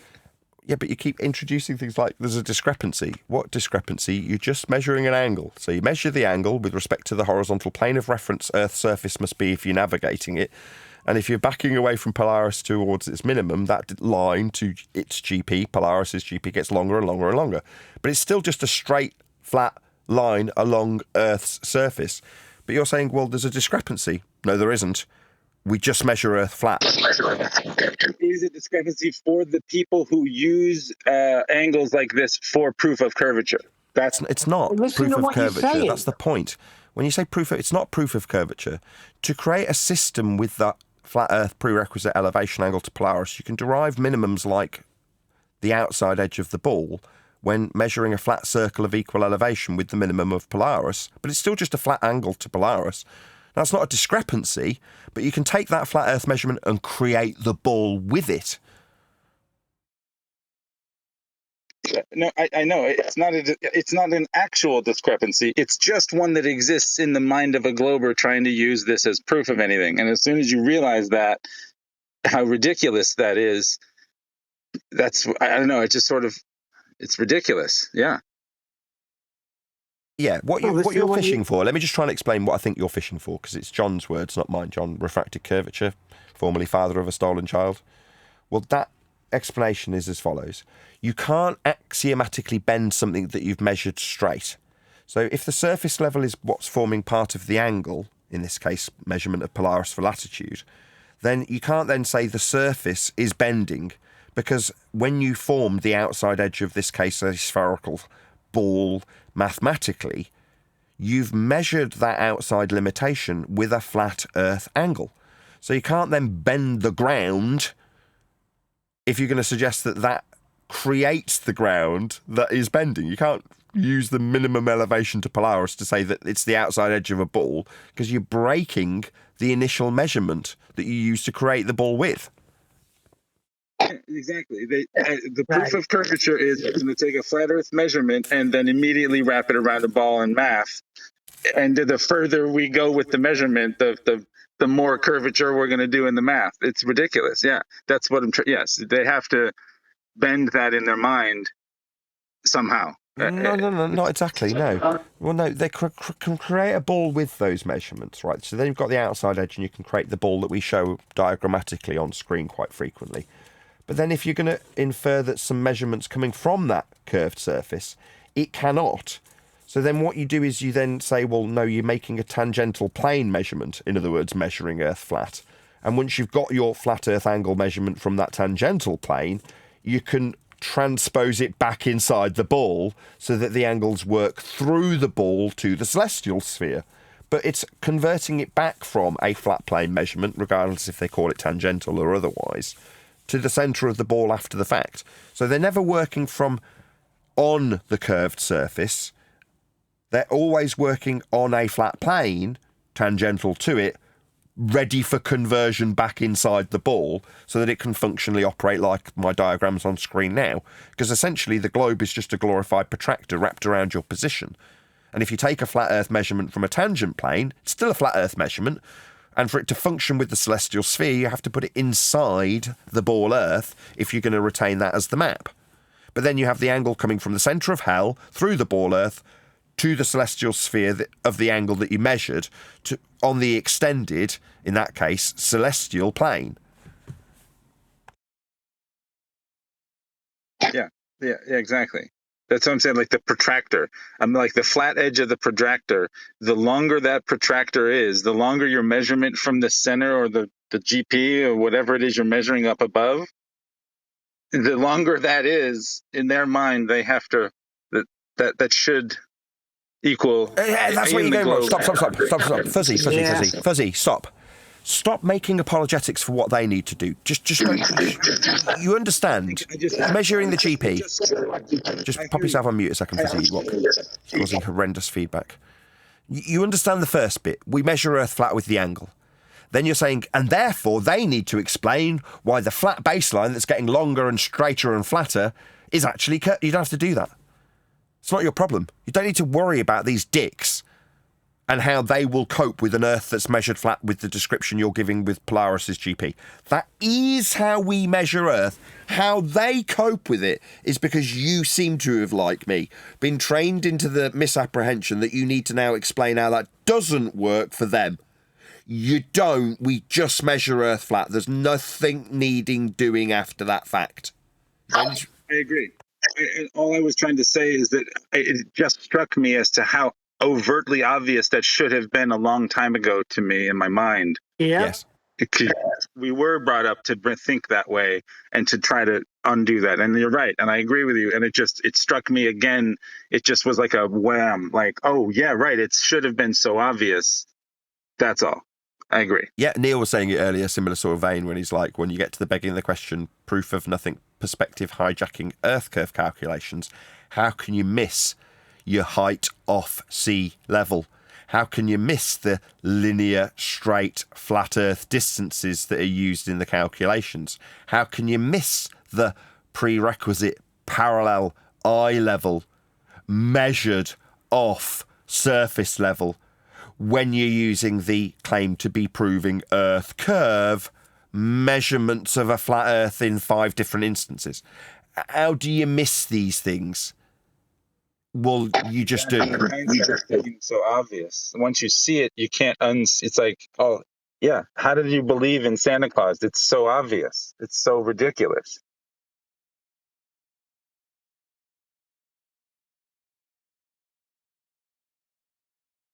But it's been emotional. But it's funny. Yeah, and it's just funny that after years of it, all of a sudden you can it can hit you again like, oh boy, yeah, what?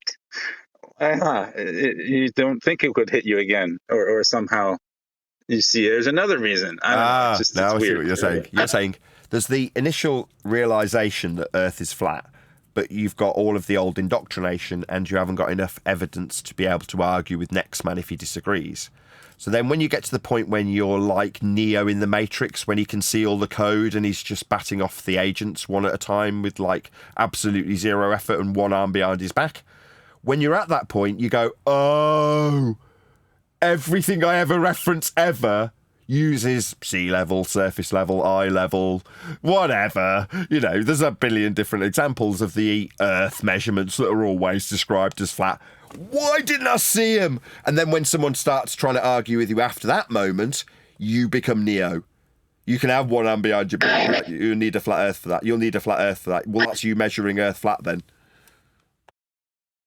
Exactly. Or it's also fun, even if, for certain arguments, even though you've already been Neo, it's almost like in the third movie, you all of a sudden have another epiphany that you didn't even realize that you could have had back then of like, oh yeah, it's like I should have saw that a long time ago. It's like you're still seeing part of the code like uncoded and you still see a woman in the red dress within code or something like that. It's like, I didn't even think about that. It's not just no spoon.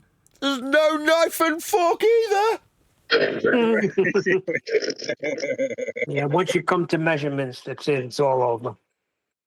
Yeah, exactly. When you get to the measurements of Earth, they're always flat. Now, do you think I'd be sat here? I said this, I'll just do it again. We'll round out live shortly. But do you think I could be sat here as relaxed as I am? No. Not when I'm talking about how Earth's measured flat. Now, if you're Dan, someone pointed this out to me. I don't know if you saw that comment, Neil.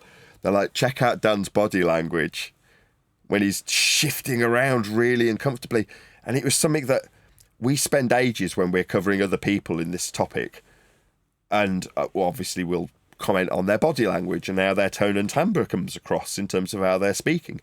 It just hadn't even, for whatever reason, I think it's because Dan's like an old mate. He's been there forever, right? We've been dealing with these numpties for a while. So you suddenly treat them slightly differently, like, as much as I hate to say it, like family. Like when your family member comes round and you start covering this subject, it will be different to how you deal with troll on the internet versus man at the bus stop. They're all very different scenarios. Well, Dan fits more into the family category. I mean, I call him family because he's measuring Earth flat with us right now, isn't he? Like with thousands of elevation angles. So I now think of Dan as like family, Welcome to the fold, Dan. Yeah. So you don't notice the body language. You don't notice how he's feeling really uncomfortable and obviously showing it in every twitch and flinch and uncomfortable movement in Dan's video that was heavily edited, right? He's obviously struggling to string a sentence together without saying things that he doesn't like about a measurement of a flat Earth, for instance. I mean, I don't know. I didn't see the raw, unedited Dan video. I just know that there's a lot of edits in it. You know what I mean? Yeah, so he was shifting uncomfortably, huh? Very. When I reassessed it after somebody put that in the comments, I'm like, yeah, why didn't I think of that when we first look at it?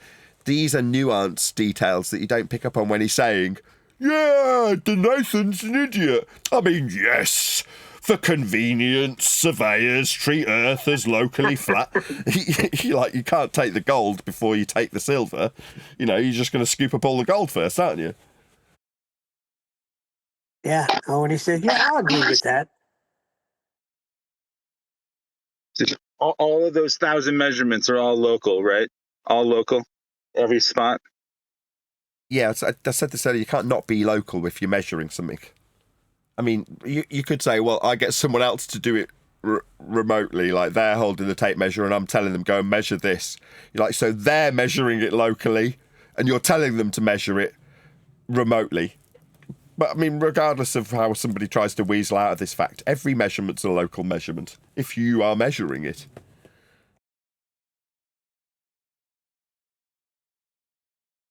No, it can't be.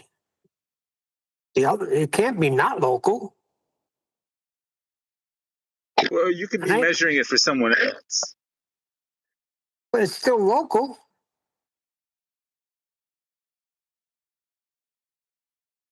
Yeah, I mean, again, I can just imagine someone trying to turn this terminology into, like, neighbourhood local. Nah, I travelled for miles to measure it non-locally. Like, you having me on? What, because it wasn't round your way? It's not a local measurement? I could just picture all the shitty evidence that we get from our bull-believing numpties. I mean, not all of them are as egregious as contacting the NTSB, saying, I don't like this Nathan guy. He's saying that there's no geoid in your flat Earth measurements. No, there isn't.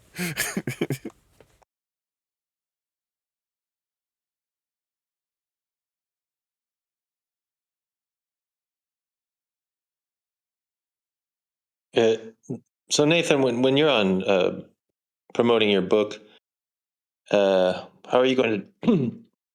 Will you modify your sort of final tier understanding and move back into the you should see or you would see or those sorts of formulations, kind of presupposing the Earth curve? Because I'm wondering if it is possible to make the complete jump to sort of current Fed talk, FED talk, or if they need those baby steps through the Earth curve calculator and all of those things. It depends on it. It depends. It depends on the moment. So this came up yesterday quite literally. Depends on the moment. Really, Fuzzy Ewok?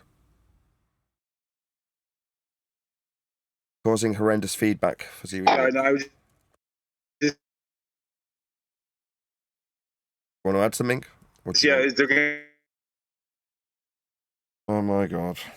to be common?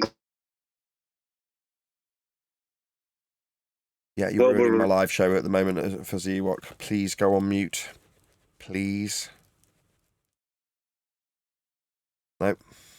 Okay. Global.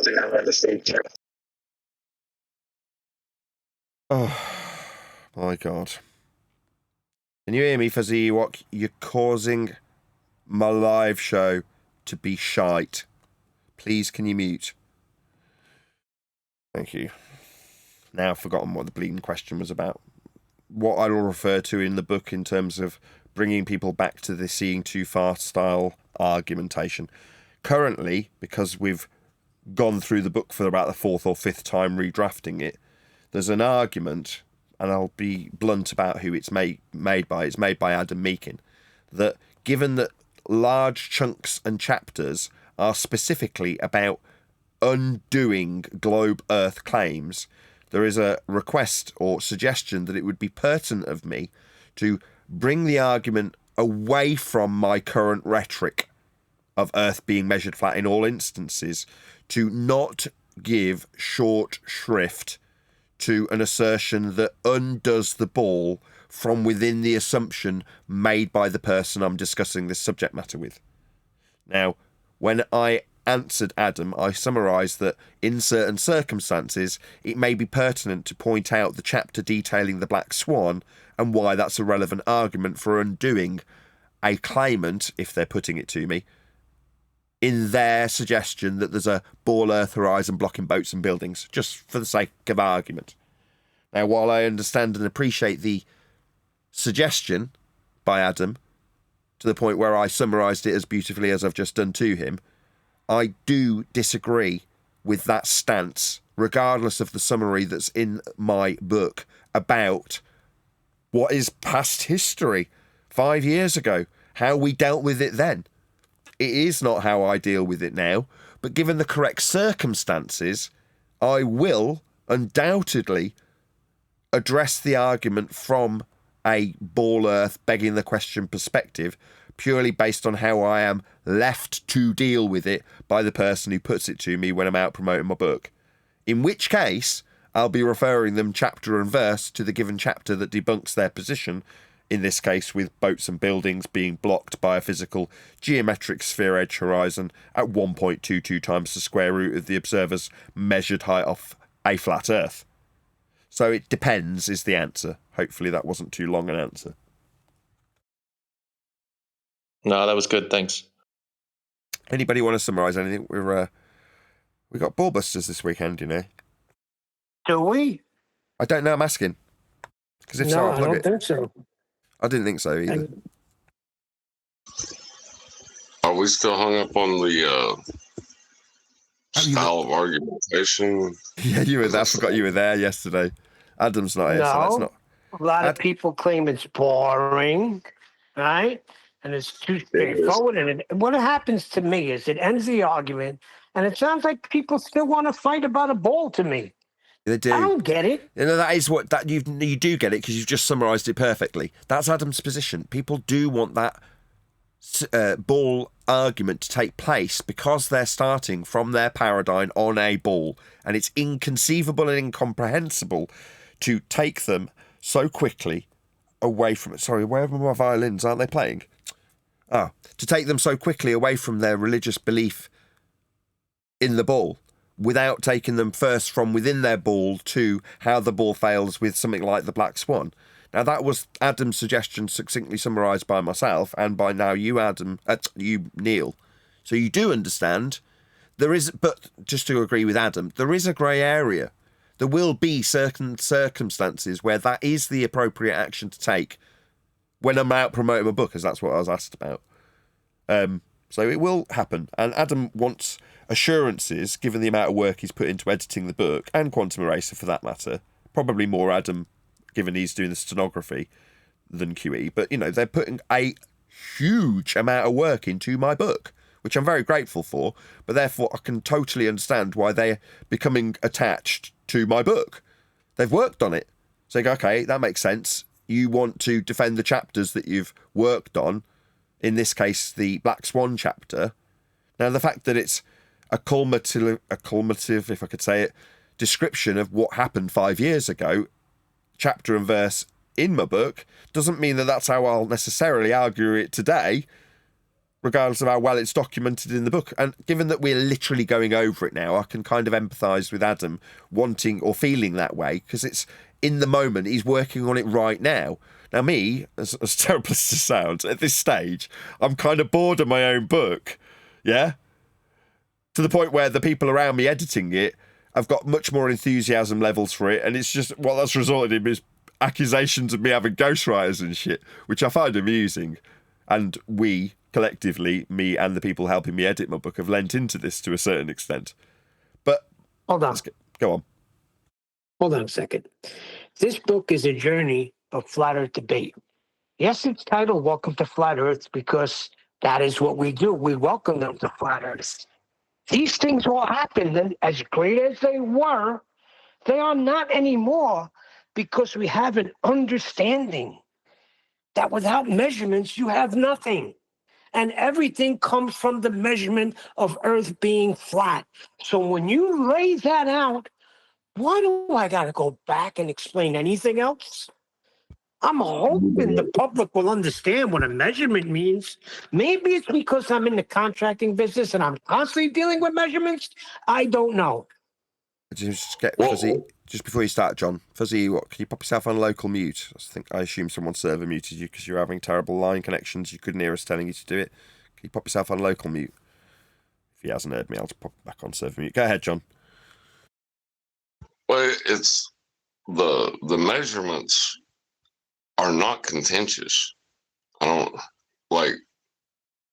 Well, some flat earthers obviously don't like that the Earth's measured flat, but there's the ballers accept it. There is no argument. They'll tell you that,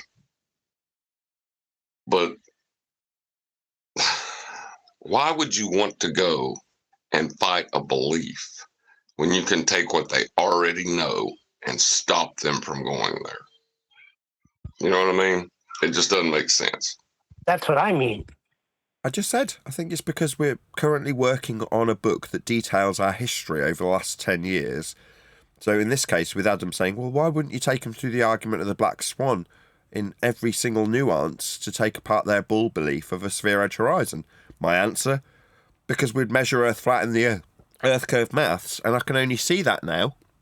Now, the response from Adam is, well, you're giving short shrift to something that might make you seem like a fundamentalist zealot if you just take them straight to the flat Earth measurement, rather than taking them through the process of relinquishing a ball like we relinquished it 5 years ago via the Black Swan. Now, as I'm explaining, when you're working on literature specifically connected to that topic, then I can understand why in the moment now, Adam specifically feels that way, but I don't agree with him. If I'm out doing tours, promoting the book, and someone becomes combative with me, I'm going to do what I do now in the moment, not, well, this person's arguing from a position where I should really take them to chapter 6 and explain how within the ball Earth model we've got a geometric horizon, but the distance to it was demonstrated as being beyond its limitations with the image called the Black Swan. Because what happens if by the time I've said what I've just literally said verbatim, they go, well, thank you for being here, Nathan. It's been wonderful having you. What was the name of your book? That will be a bit of a waste. I want to get straight to, well, Earth's measured flat in Earth curve maths. It's at surface level. In that statement, I've dealt with it. And if they cut to commercial after that statement, if that's the only thing I say on the show, I'll be happy with myself. But if I start going into how I beg the question of Earth curve sphericity at the geometric horizon at 1.22 times the square root of the observer's height in feet, debunked by the geometric limitations being beyond the oil rigs in an image that we have fondly labelled the Black Swan, which shows that the geometric horizon's beyond the limits laid down by them in their maths, I might have already missed my opportunity. They might have already gone to the commercial. I might have missed my chance to tell them it's flat by measurements. So sod that. Yep. I disagreed with Adam when he made that suggestion. He didn't like it, but, you know, we're all very tired and it was very hot and we're all working really hard on my book. To no bonus for Adam. He's not getting any money out of me for it. I'm not paying him. He's not getting his name on it. He's not ghostwriting it. It is my book. So what's in it for him? Well, annoyance at the point where something he's just worked on, in this case the Black Swan, is getting a response from me. Well, it doesn't mean I'm going to go through it in the detail that you've just spent going through it, doing the stenography and spelling and making sure that the text actually flows and has all the accurate data and citations in it. Huge amounts of work that people are doing on my behalf for my book. Now, while I'm extremely grateful, it's never going to change my argument position, regardless of how Adam feels about it in the moment after working on that book. That's what I'm saying. It's in the book. They could refer to the book. And this is my thing with Wixit. You lay it down right away. Let people understand. Get them to an understanding how Earth is measured. That they can see for themselves, once they comprehend what a measurement is, that, oh, shoot, I'm not in a ball anymore. They will find that out for themselves. Yeah. I don't know if that's possible. In the moment, you're saying someone can suddenly convert. I did. So did I. I knew it was, but when 10 started laying out that circles of equal altitude, it freaking hit me like a ton of bricks. All I needed to hear was somebody saying it without it being mocked and ridiculed. Thinking back in terms of the timeline, after getting married, I remember watching Vsauce videos about Earth not being flat whilst on honeymoon. And I remember watching other material about Earth not being flat long before being a flat earther. Now, none of that converted me. None of that made me think I should be considering this more. It was only upon hearing Math Powerland saying it without any disdain, without any ridicule, in a very different tone, when he said the words flat and earth together, I knew what he was talking about, and I instantly recognised what it meant. And I went and shook my wife to wake at about 2 a.m. and told her Earth's flat, and pointed at the window, even though the curtains were drawn. But you know what I'm talking about? I woke up my wife because I instantly recognised the awful truth and was excited about it. I say awful truth, I was actually very, very excited about it, having travelled all over the world. Now, that was just somebody's verbiage. Now, can you imagine somebody coming to an understanding about the elevation angle and how Earth is measured? Are you kidding me? I like NTSB data more. I've got to be honest, it's my favourite in terms of just a standard that can evidence Earth being measured flat for huge distances. This isn't even me like, this is funny. I'll just say this, Neil, because you're there while this is happening. I'm also getting annoyance from people helping me edit the book, which is, in this case, Brian, because there's a level of logical consistency to the argumentation revolving around, no pun intended, the discussion of flights. Now, there's multiple different aspects that prove a flat Earth by logical inference and logical consistency that can be made as arguments if you're good with your logic and you can, bat off an opponent long enough to make the argument. I never did, and the people around me did, and I just never did, much to their annoyance. Until pitch data came out, and then I learned all the arguments and now think they're all wonderful and will use them quite happily alongside the measurements. Because once you've got the measurements, the logical consistency is kind of redundant. So, great, you can understand the lack of drop. You can understand the lack of reorientation, like in Dave's assertion in his video from the 1950s. That's Adam's argument. There is no reorientation. Plane's just flying flat. If there was, we'd measure it. All of those, what do they call it? Data. It's just measurements. Yes. That's all that data is. Correct. Of a flat plane. Yep.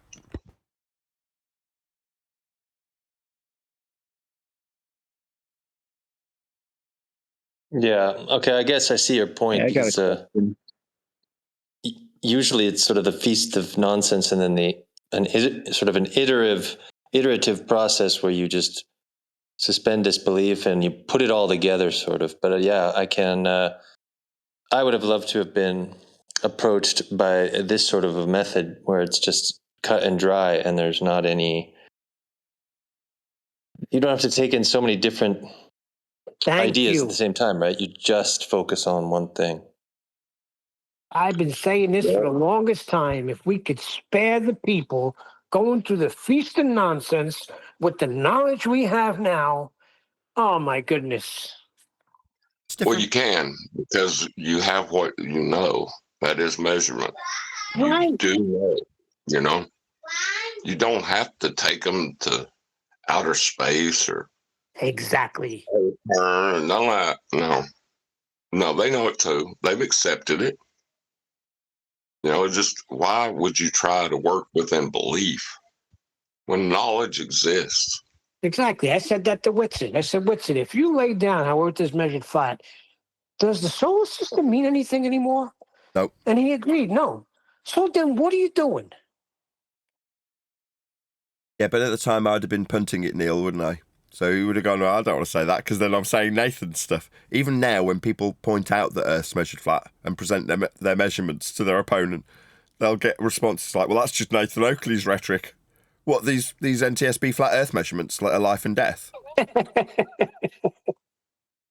It's yours when you're standing there and holding it and putting it out there. It's your own. I don't care what anybody says. We've always said that. If you bring it up, then you better back it up. Well, hold on a dang minute. Nathan, have you ever taken any measurements of Earth? No. No, none of it's Nathan's.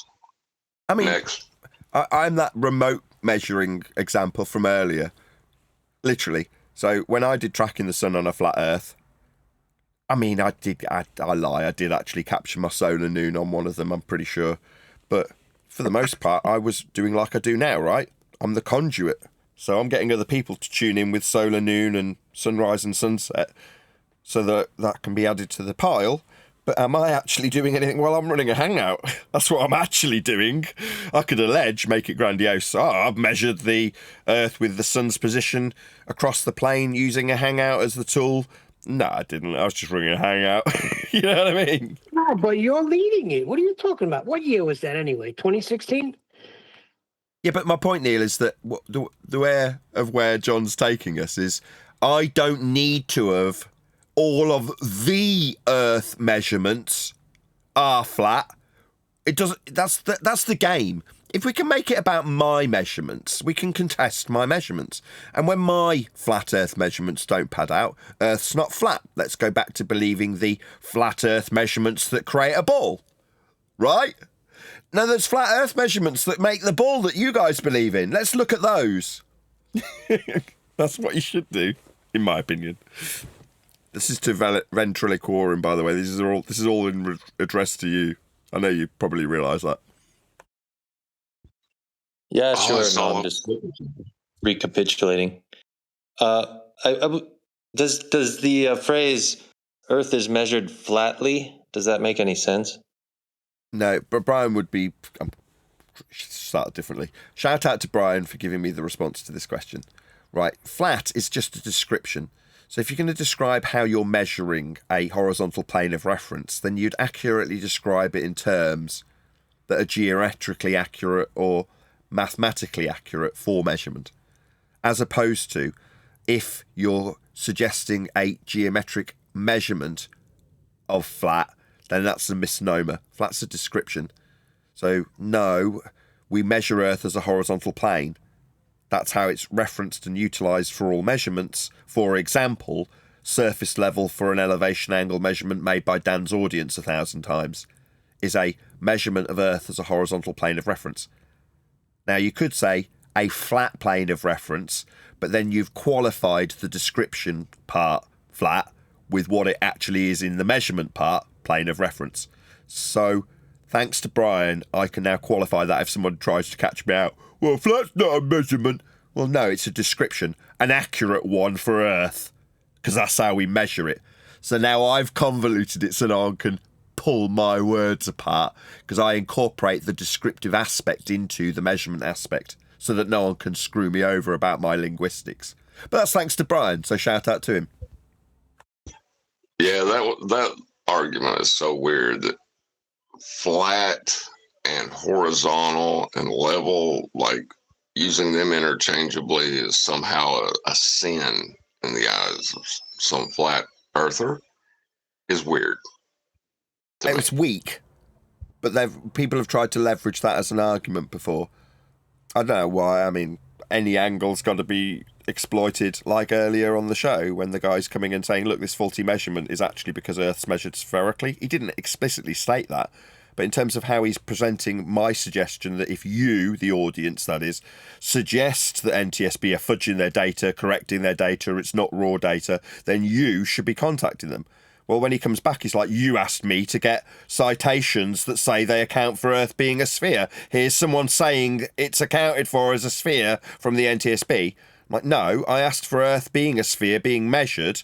If there's corrections for its sphericity, then we'll have raw measurements, pre-correction. Now, if they're not in the actual measurements, which they are not, spoiler alert, then they're just not being measured. And I'm not going to suggest that the NTSB has ignored a very fundamental aspect of the surface that's being measured in the black box. How dare I do such a sin? But clearly, after the fact, literally, I'm not going to name any names, but somebody specifically has contacted the NTSB because they don't like Nathan saying it's not a geoid. I didn't say that. I said, if you think they're fudging the measurements of a flat Earth as presented from black boxes, then go and get measurements of the sphericity demonstrated by the NTSB and their black box measurements. Now, there isn't any. I keep saying it. The point being, no one would be so bold, but someone was. Now, obviously, off the back of it, they did CC me in, giving me the opportunity to get in touch with the NTSB and point out that there are no geoid measurements in their measurements. And if there are, I'd like to see them. They won't be giving them. Black box data is raw data. No, instead they showed you a faulty gyroscope, but was corrected when the pilot maintained flat and level flight. Yeah. For a distance. Yeah. What does a gyroscope do? Remain fixed and rigid in space. Right. It holds a plane of reference within what we know as height. Length and depth. Yeah, he was getting I think somebody needed assistance when I heard Dad. Yes, I think so too.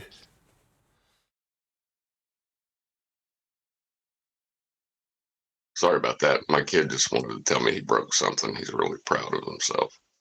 He was proud that she broke something.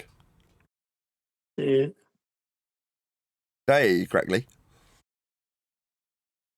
Yeah, he's 3. Oh, he. No, I didn't hear you correctly. Right, we should really round out this live show. We've been live for an hour and 40 minutes.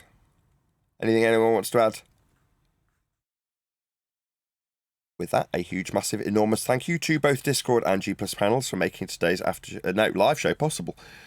If you are watching on either Nathan Oakley 1980 or Nathan Oakley Premiering Streams, then stay tuned, as there will be an after show to follow. Fran Tarkenton. And they happened to make 4 Super Bowls during that run. Lost them all, but yeah, I would set up the football on a tee, and I would kick it right through from the last room to the first room. And it would always land, boom, hit the hutch, which had a lot of ceramic things on it. I broke a lot of stuff. I bet you your mama or your daddy got home and broke that hind end when they seen it, didn't they? No, because there was also a thing called crazy glue. And I would glue them together. So at a distance, you couldn't tell it was broke. But if you got up close,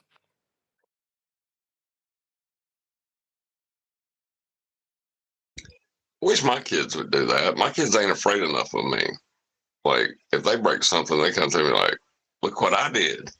You know, like. That's what you want. That's good. That's how you want it. What are you moaning about? That's exactly how I would want it. nah, I feared my father. I don't want my kids to be scared of me. I mean, they are. If I get Neither angry do with I. them. I mean, I tend to tell my kids off or get very cross with them when they do something that puts themselves in danger. So today I got angry with my eldest daughter. So I turned around and offered to help her off the worktop that she's standing on. And she's like, what? And I'm like, okay. So she's back chatting me. So I kind of roll my eyes and think, okay, let's see how this pads out. As she then steps down onto the seat that she's pulled up to be able to walk up, it moves underneath her and she almost falls down, immediately resulting in me shouting at her. Because it's like, look, that's why I was going to help you down. Don't climb on the worktops again. Now, it's my fault, because when the bin men used to come, I used to put them on the worktops so they could see them doing their thing and wave at them. So now they've got used to getting on the worktops.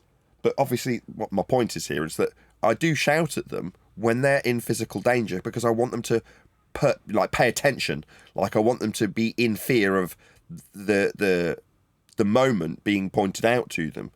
Yeah? So there's a purpose to making them scared by raising my voice in that moment. I want them to suddenly perk their ears up and be in fear because there's a loud noise, me shouting at them. Because it's like, no, I want you to remember this moment because it's better than you falling off the worktop as the chair comes away from under you and you break your bleeding arm. There was one time I whacked my daughter on the ass. That was when she ran in front of a freaking car. Now that is life and death there.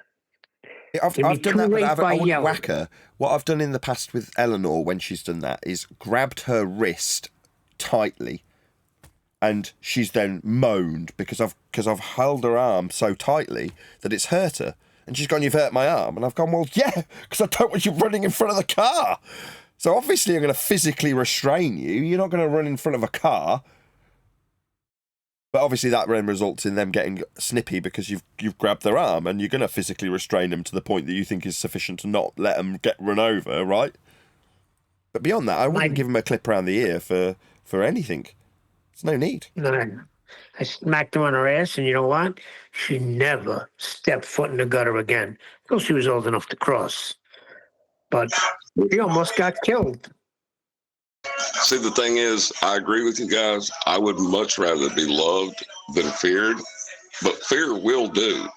You know what I'm saying? Yeah, if fear is the result of them fearing something that's going to put themselves in danger. So I'm just thinking of all the times I've shouted at them. It's always when they're doing something that I perceive as dangerous. So we live on the first floor.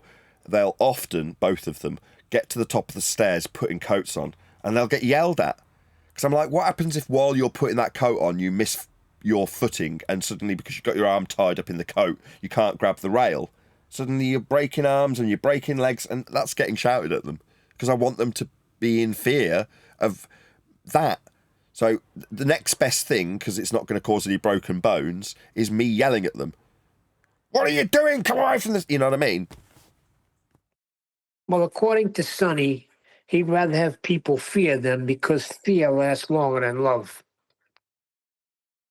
I mean, that's different. That's business. That's when you're in a... Nah. I mean, we're talking about our kids, not the mob treatment. What are you talking about? It's not comparable. Well, he said, would you rather have them fear you or love you? People in general. You like to have people in them general. both, We're right? talking You like about to my have them kids. fear you and love you. Well, people in general is different.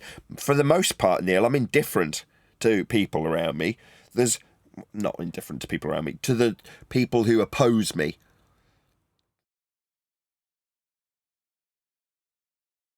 Don't need them anymore.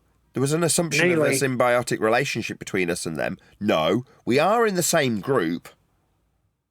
Them being favoured from within the group, but we're both part of the same group. Kept in the same circle so that we're kept away from the mass society, right? If you're searching this subject, you're finding Simon Dan, but you were already searching the subject. So you've already jumped in the pond, but the pond is kept isolated from everyone else. And there was an impression that the pond dried up, right, in December. Didn't we figure this out in December when we went to Antarctica? It's a ball, right? All the flat earthers went away, Jaren was disbanded, and he went back to the ball, right? Wasn't that the end of it? Is the impression they need to give off. And that affects everyone in this pond. Not just me, Simon Dan, Craig, Dave. They all get affected because they need to be perceived as getting less interest. Right? So when someone was telling me the other day, oh, well, their numbers are down, you're like, yeah, I spotted it 6 months, 8 months, however many months ago, and started to proactively think about what I'd do to counteract that. But I doubt any of our opponents have. It's just, it was all feast, and now if there's a bit of a famine, it won't make much difference to them. Oh no, they're only making $5,000 a month instead of whatever it was, 7. Anyway, that was not sunny. It was sunny, but it's Machiavelli.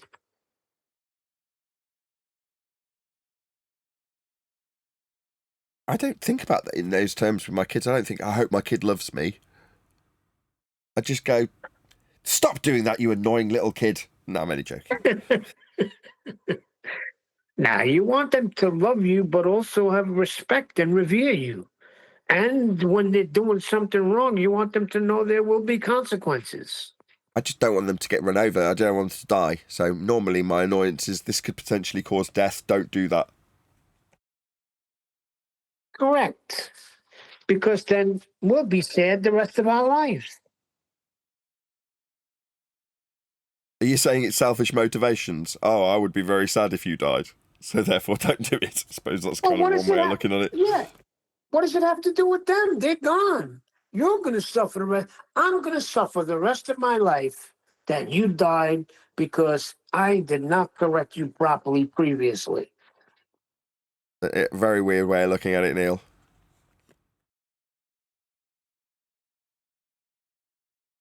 I've never thought of it in those terms. You don't think how much... How else are you thinking of it? They're gone, Nathan. How's it going to affect them in any way? It's only going to affect you. Okay, if you want to look at it in that way, I've never thought about it like that. Fine, if you say so.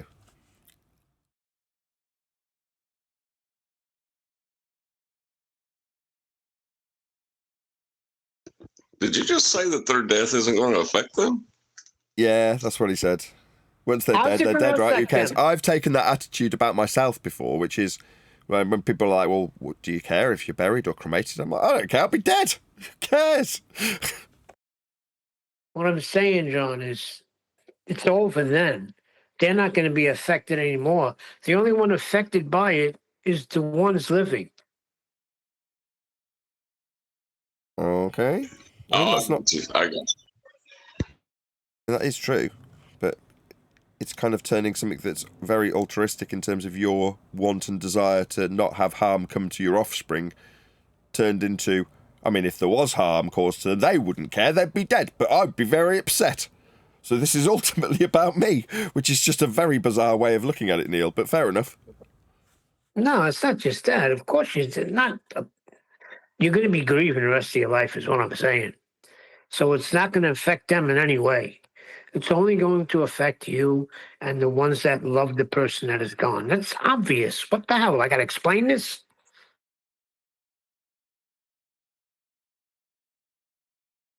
Yeah. Yeah, I couldn't imagine trying to deal with that. Deal with what? Sounds like you're dealing with something right now. What did you eat peanut yesterday? butter sandwich. I can't remember. It was Yeah, a give few them years some or so. symbols.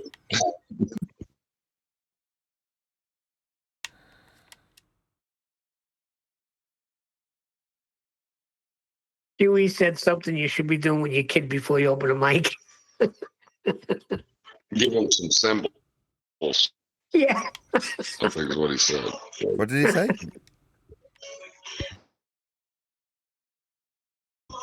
I think it was some like the symbols on a drum set. I think that's what he said. Give your them kids some to symbols. play That was for you. it. Next time, give your kids some symbols before you open your mic.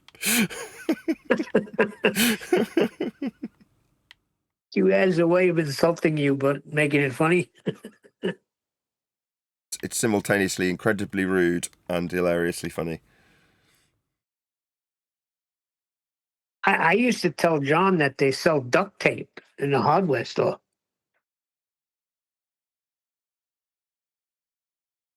It's the best way to keep your ducks under control.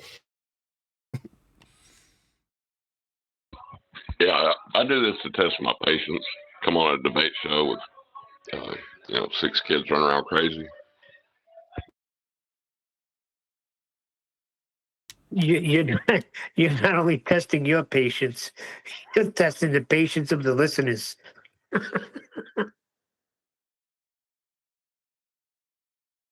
I don't know. I think Yeah, when I'm going on QEs, I tell my kids, like, hey, I'm getting ready to go on QEs. I need y'all to get really and scream as much as possible, please. Sure, that's not true.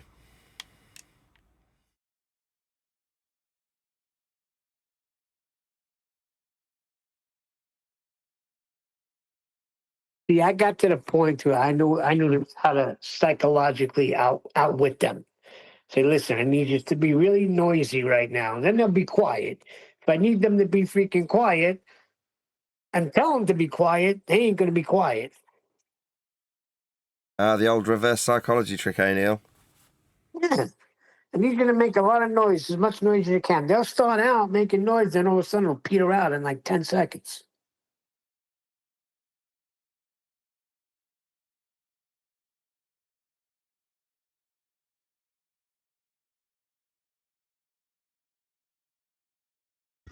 Yep, that sounds like my kids. The opposite of what I say. Now, they do exactly what I do, though. Because there's so many times I've looked at them and like, man, I know that's going to fail because I seen the same perspective you're doing it from. So.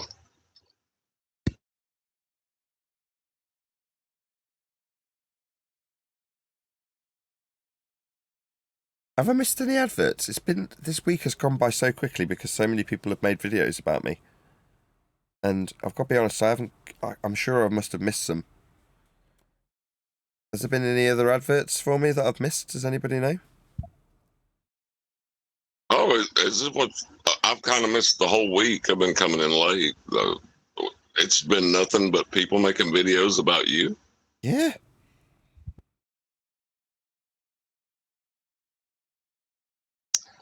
Well, I wonder what they have to talk about you so much for. Because Nathan is talking about measurements, and measurements you can't dispute. Therefore, they got to poison the well. Anything but measurements.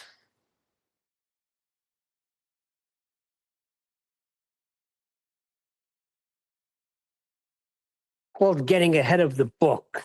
Not the book per se, but what's in the book. That's going to be attacked. And the way to attack that is character assassination. It's always been the way.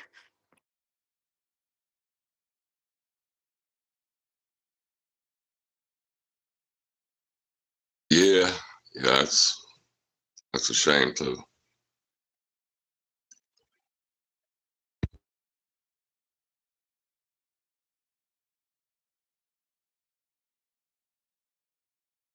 It kind of makes you wonder because it is such a simple thing and it is so just basic to our understanding and how we experience the world. Are people worthy of knowing? I mean, it is what it is. It doesn't matter if they know. I don't really know what you mean.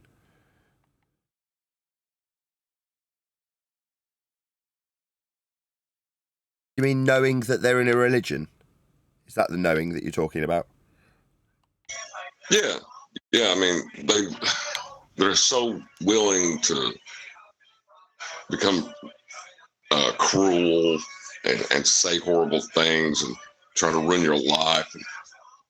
Is it really, are they worthy of knowing that they're in a religion? Is it even worth telling them? I see what you're saying. No, I don't think it is. So when it comes to these people, I mean, it's made them even more angry when I've gone, I literally don't care anymore, about what you think. So earlier when the guy's like, let me tell you about how blah, I'm like, I don't care. I don't need you to tell me anything. I've got the measurements. Yeah, we're good, thanks. Anything you need from me? Well, I need to tell you about this. I need to show you this faulty measurement that we took because that will be proving a bull.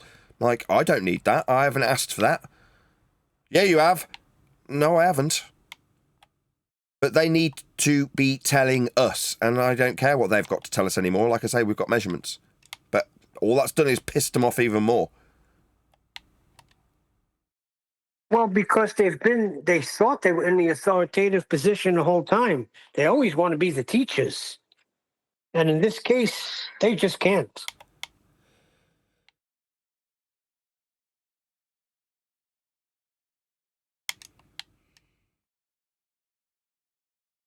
Yeah. They want to be telling us. And I've said, I don't want to hear from you anymore. I'm not interested in what you tell me. I can see from the authoritative sources that are measuring Earth that it's flat. So what you've got to say on the matter is irrelevant now. And what have they got? Well, they've got their beliefs. And they want to tell us all about them, and I'm not interested anymore. I don't care what you believe on this subject. It's measured flat. We checked. Well, it's not that they want to tell us. They want to get their rhetoric out there. So if it can be heard on a live show or put into chat where people could read it, that's all they care about. Infecting the audience. The audience is already infected. There's nobody out there that's not been infected by this point, Yeah, but they got to keep the infection going. If they could come in and drop something, well, you said this, and look, I'm going to show you this faulty measurement, which they never do. They have not presented globe measurements at all.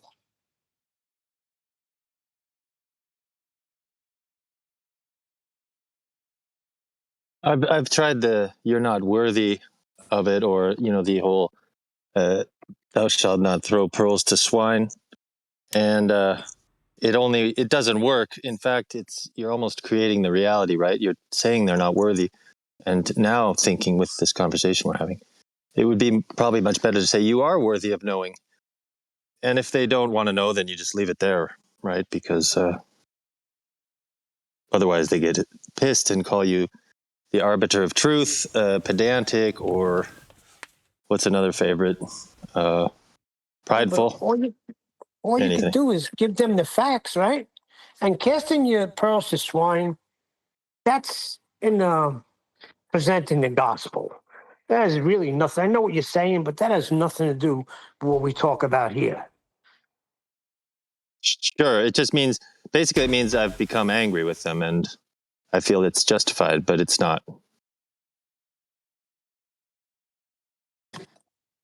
What is angering them right now is they're being presented with the facts, the true facts of what Earth is, and it's bothering them because they have pride and they can't let go of their pride. It's a simple thing.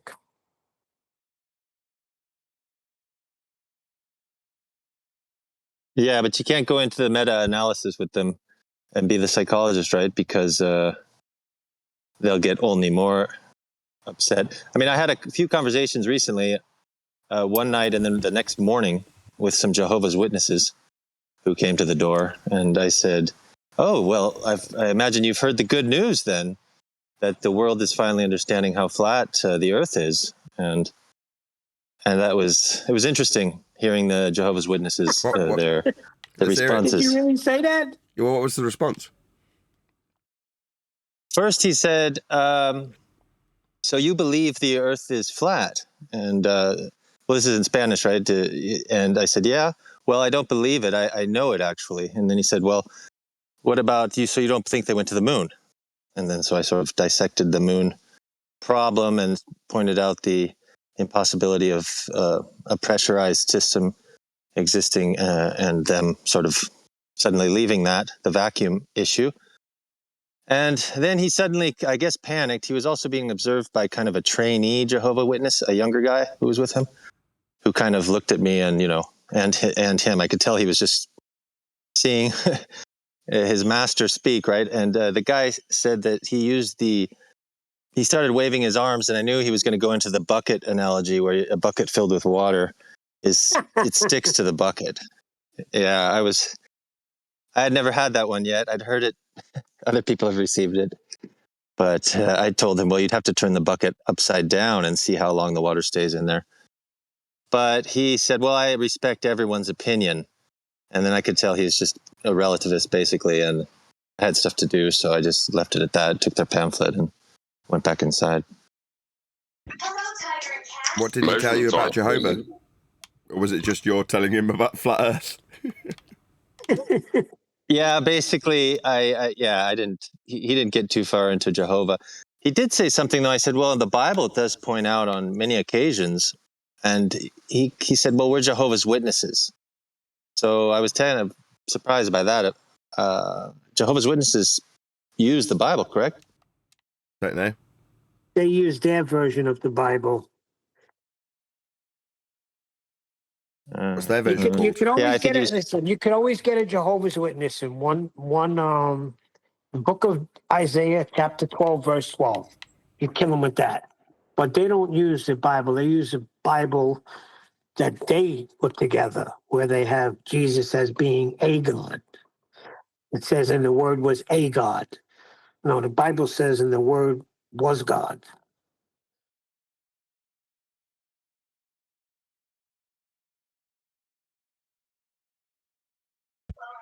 I like how they try to turn measurements into opinions and facts into beliefs.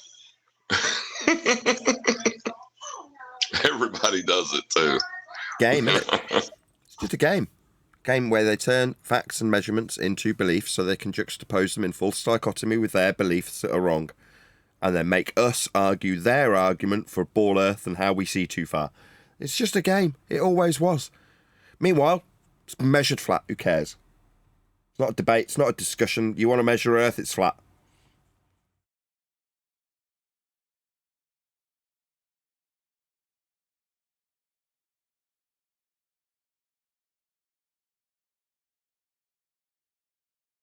Yeah, let me just read this verse real quick.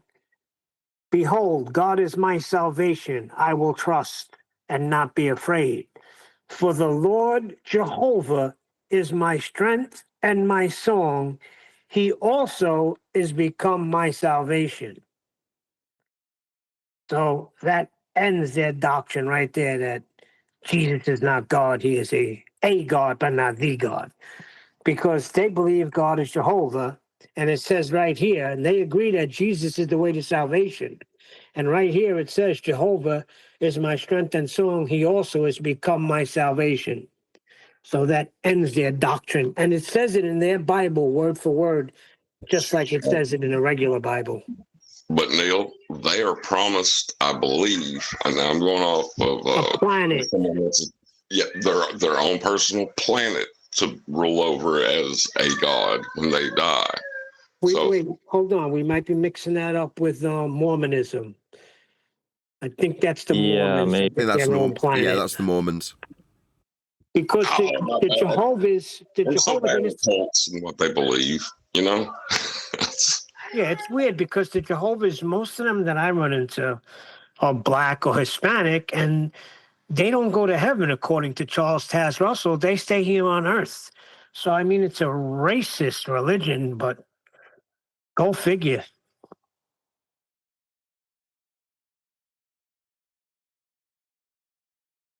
Black folks can't get into heaven, and no, they stay on earth. Well, I don't want to go if chocolate can't go, man. That's what I was thinking. If chocolate ain't gonna be there, what the hell I want to go for? You don't care too much about Eli. Where chocolate cannot go, refracted refuses to go.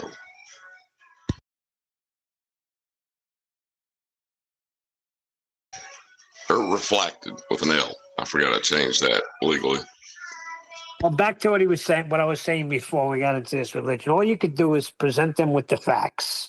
What they do with it, that's on them. Jesus would have been black, wouldn't he? I mean, dark-skinned at the least. He'd been Middle Eastern, right?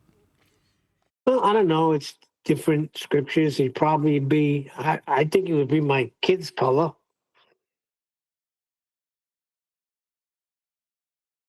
Who knows? Why does that matter? Doesn't. But for some it does. Like I heard the one guy say, this black dude was saying, the question isn't where are all the black people in the Bible, but where are all the white people?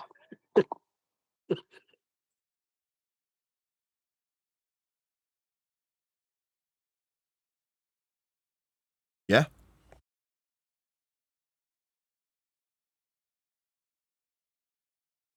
Did they say anything about green-eyed people in the Bible? Because if they don't say nothing about green-eyed people in the Bible, they ain't Christian either. Well, those, if you listen to some of the black Hebrew Israelites, the 5%ers, they claim that was black scientists, and they made their own race. And what they did was, by messing with the genes, they started making the blue-eyed and green-eyed people. That's why they call them the blonde-haired, blue-eyed devils. Yeah, it's very weird.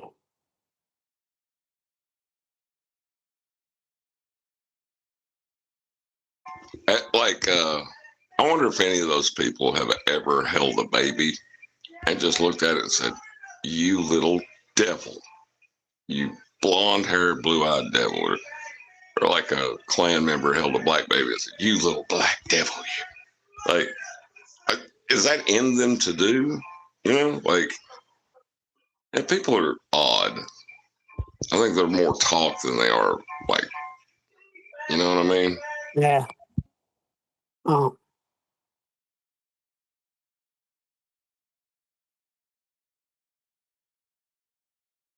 But race is the part that they use most to keep men divided, right?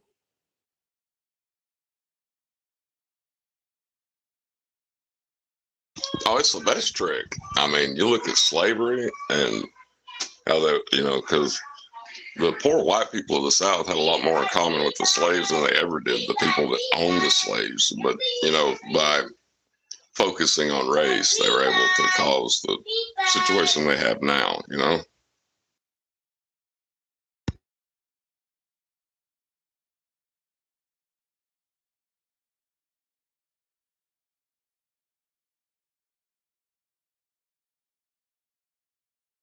Slavery, the way we're taught, is totally, totally impossible.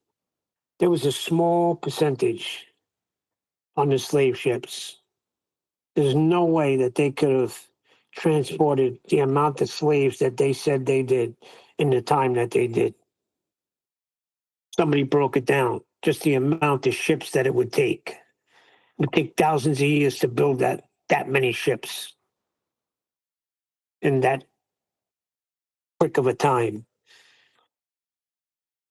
Now, I'm not saying there wasn't any. I don't even know what there was. Look, history is a big blur.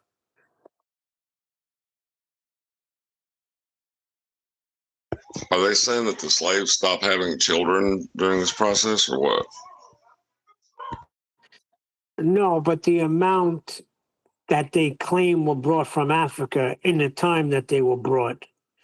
I forgot. Let me see if I can find it real quick. They stacked human beings like cordwood in those ships. Like, there was not an inch of space that wasn't used. Doesn't matter. It's the amount of trips they've taken. Give me 1 second.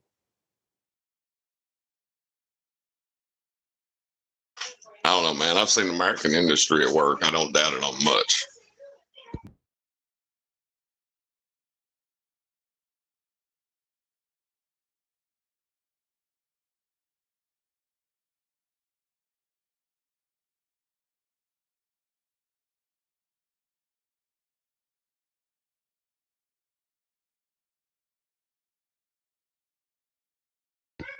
He's going to get citation. Dang it. Quick, somebody change the subject. No, he's rounding up a load of brothers. He's going to see how many he can squeeze into a boat. No. My brother had something I found interesting. I don't know if it's true or not. I'll get it in 2 seconds. It's about what is it, the transatlantic slave trade? Yes, this is very tasteful. Yeah. Well, on those voyages, they used to use the stars to navigate, didn't they? I think so. How else would they, right? I mean, they didn't have GPS back then, did they? No, I wouldn't think so. Did a bunch of them get lost just guessing which direction they should be going? Or did they have a way of figuring out where they were on the Earth? Well, they used the stars, right? That seems reasonable, Neil. Seems completely reasonable, yeah. But how would you do that? I mean, because you see a star, that doesn't tell you where you are.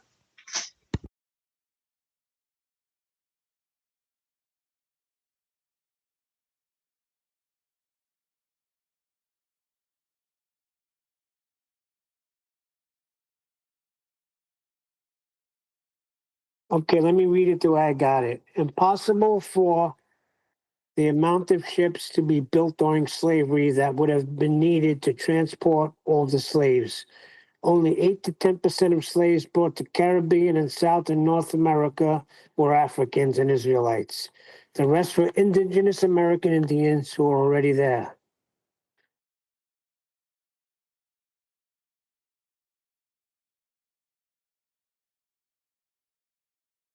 Now remember, they're building ships at that time. Now, we don't have the, what do you call it? They didn't have the abilities that we have today, the assembly line ability, right? They weren't building them. How long does it take to build a ship today? How long did it take for them to build a galleon? Is that what you're asking? Whatever they were brought in on. I think about 6 months. But now they would be building, they'd be putting one out a day at least, because they'd have like those long yards on the coastline that they were all stages of production, you know.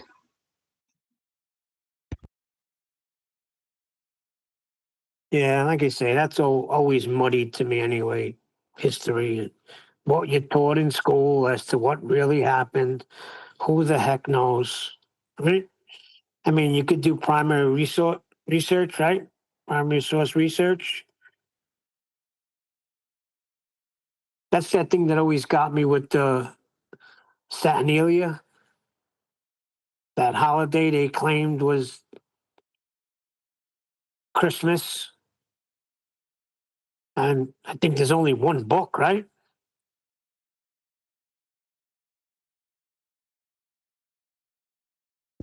I'm not sure what you're talking about, Neil.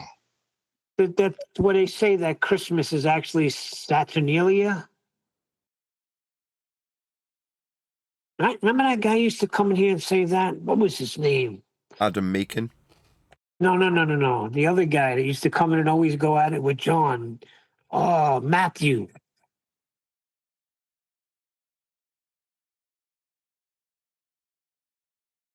Matthias. Well, yeah, I mean, always go at it with me. I just want, if you're going to say everything they teach us is wrong, that's fine. You can do that. And I'll probably agree with you up to a point. But when you start making claims about it, I'm going to want to see your primary source. You can throw everything out and I'll accept that you throw everything out. We just won't discuss it. But you don't get to start making crap up after that. You know what I mean? Yeah, and there is no primary source for the Saturnalia.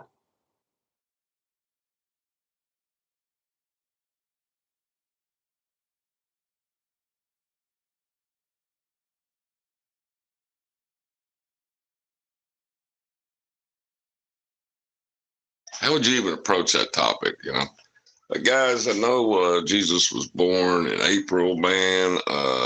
Here's the thing, though. Like, we got all these guys over here, and they're down to join our cult, but they want us to move his birthday to December 25th. Who's in?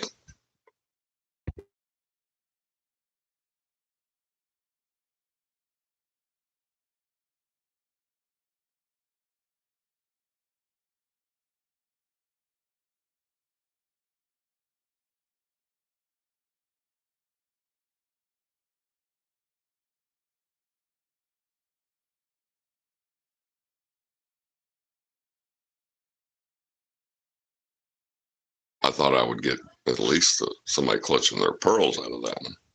I'm just trying to wrap my head around what cult you're talking about before I ask. Well, the Christianity started as a cult. It was considered a cult.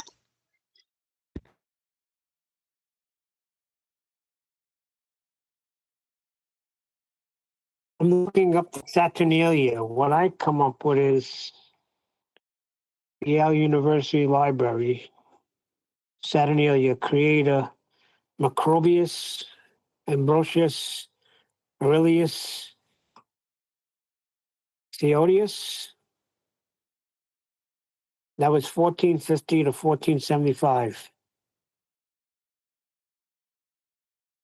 The jolliest of Roman festivals. Saturnalia was an enduring Roman festival dedicated to the agriculture good Saturn, which was held between the 17th and 23rd of December.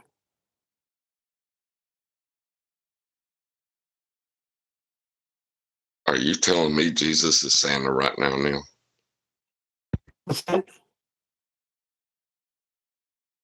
Each year during the winter solstice, originating from archaic agriculture, which was the Roman festivities, came to a general round of giving, merrymaking, and rehearsals, so that it became one of the most popular celebrations in the calendar, and certainly the jolliest.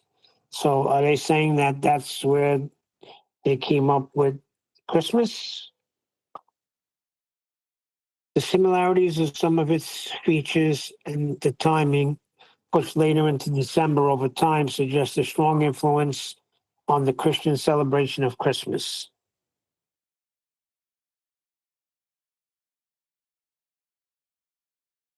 Did you get all that?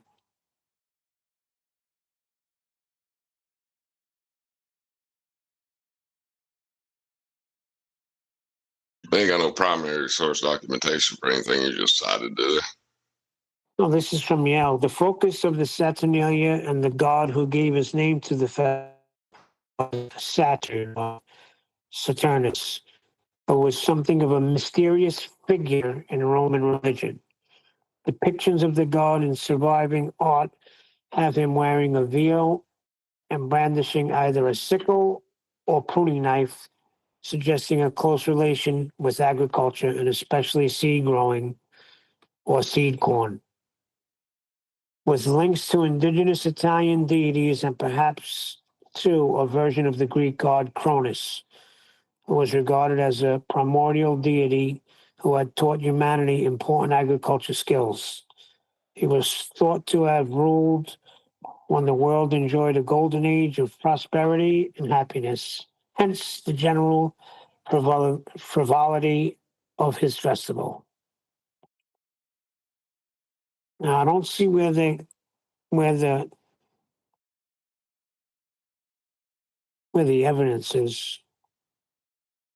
I'll tell you what, I've lived through 45 Christmases now, and I have never, after becoming an adult, found Christmas to have any frivolity to it. It's probably the most stressful time of the year for me.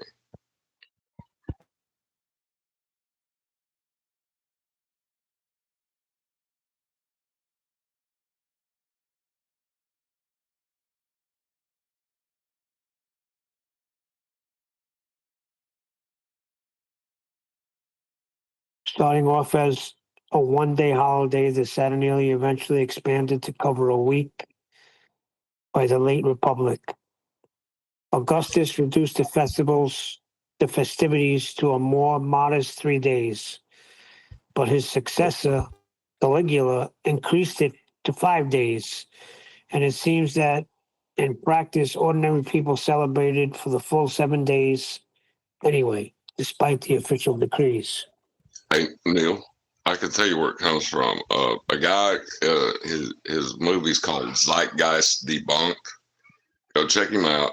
He's got all the primary source documentation of who initially made the claims and who all made the statements that come, and he shows where they got it from and how they just pulled that out of their butt. You know what I mean? What's it called? Zeitgeist Debunked. All right. Yeah, for 10 years, you know that I thought that Zeitgeist was like, good information. 10 years uncontested in my brain.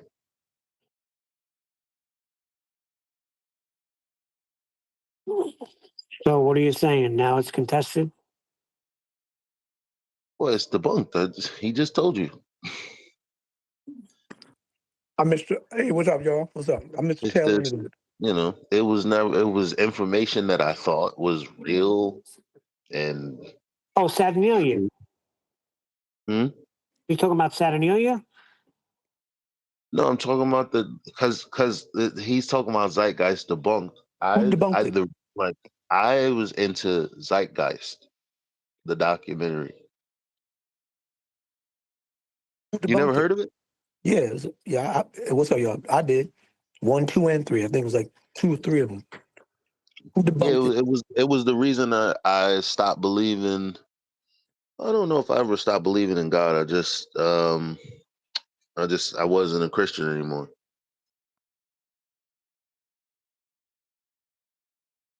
Yeah, just check it out. I mean, he doesn't really go in to make any claims himself, but he shows where the claims come from the authors of the movie. And when they're all based on baseless assertions that are made like in the 1600s by drunk atheists, kind of just throwing stuff at a wall and seeing what sticks. And they're called on it in that era, and called out for it. But where people repeat it over time, they hide it behind multiple citations. So I throw something at a wall, it doesn't stick, right? And then you come behind me and throw it at a wall and it doesn't stick. And then you got like 10 people doing that. Your source evidence gets a little muddy. You know what I mean? Who's the guy that debunked it? How do I look at that? I can look it up right quick. Give me just a second. Yeah, I hadn't seen that. Yeah, I saw that back in like 2001, 2002, early millennium. Yeah. It started off with the coloring of the eyes, saying we're all the same, and we've been fooled to think that we're different, all this kind of stuff. And then it goes into the different ages, if you will, of Mithra and Mithra and all that stuff. Yeah, it was pretty deep.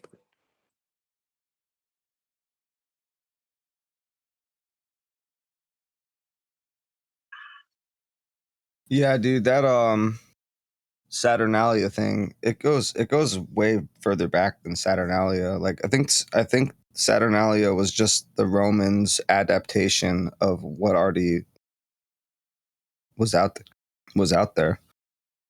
Like the whole Christmas thing was going on back in like ancient Babylon, and that's where all the traditions and stuff, not all of them, but a lot of them came from that. Like the tree and the presents under the tree and December 25th. Like a lot More so just like the alleged sacrifices that have been alleged with the pizza hot dog and the sacrifices of the deep state that we talk about now, that's been talked about, involving Hillary Clinton, all that stuff like that. If it can be speculated now, I'm pretty sure it happened back then. We do know there were times with, Caligula and the boys on boys, men on boys, and children sacrificing, blood rituals. So it's not far-fetched.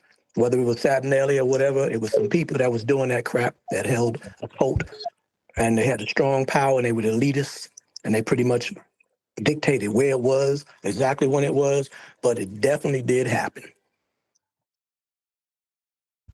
Zeitgeist refuted Final Cut. It's from 2009, and the one I'm finding on YouTube is Elliot Nesch, Nesch.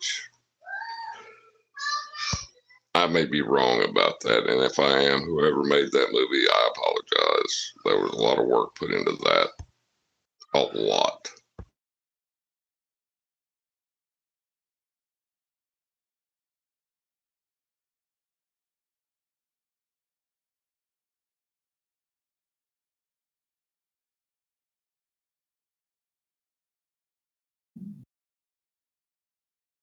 That'd be funny, like you give a citation and you don't really do your primary source research, and you find out it's from the village idiot that from 6 towns over that didn't see or experience any of it. You know, it puts a little damper on your mood. You know what I mean? Mm-hmm. On another note, Nathan, I went hard on your last scam Dan the man, whatever his name is. Scam man Dan, or whatever. I went hard on I'm probably the only comment on the last one you did. You did like 3 or 4 of them, but the last one I think you did like a solo comment. I went hard on him, all caps, because it's funny. That's why I like the point that you keep reiterating it, because like basically this is what it is.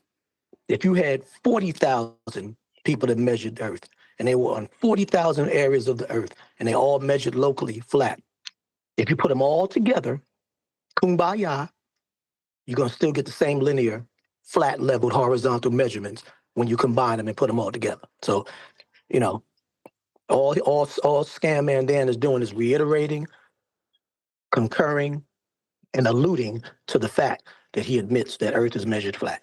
That's all to it. But when Nathan says it, he doesn't hear that.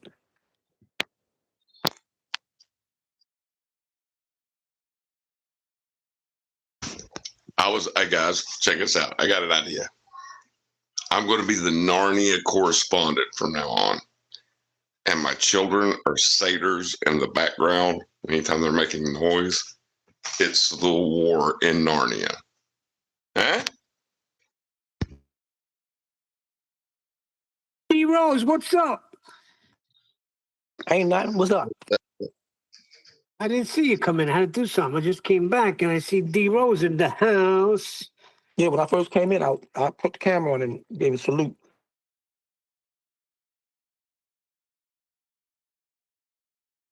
I was just saying how I went in on scam the Dan man, whatever his name is.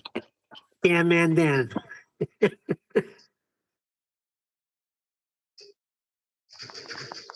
Yeah, but he helped us out. He got thousands of people all over the world to measure Earth flat. So he's part of the family now. So let's do the math. If you got 1,000 people measuring local surfaces of 1,000 spots all over the world, they all measuring it flat. What the hell do you think the Earth is? Flat. I think it's a triangle. It's a disco ball. Woo! Oh, the disco ball.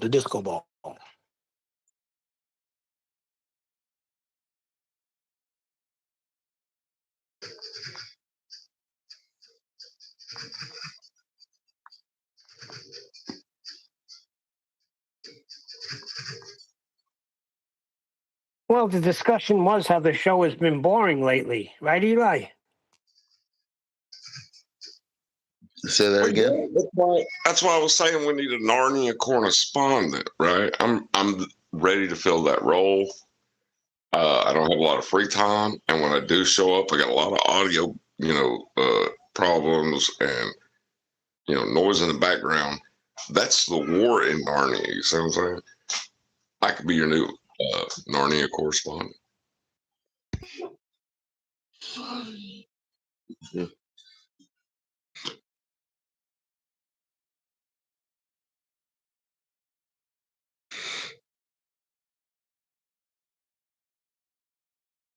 Well, it does seem to get a bit flat, the show.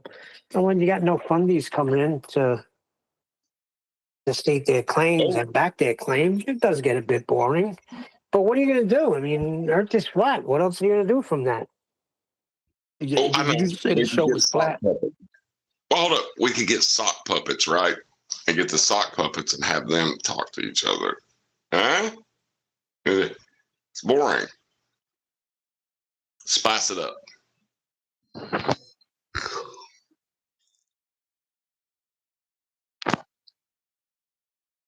Listen, nobody's going to deny how entertaining it was when a funding baller would come in and his ass handed to him. Yes. But what are you going to do?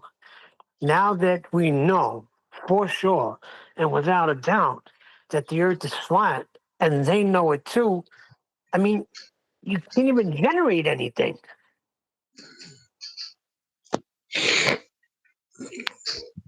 Yeah, you can't have a debate show when everybody's in agreement, Elijah.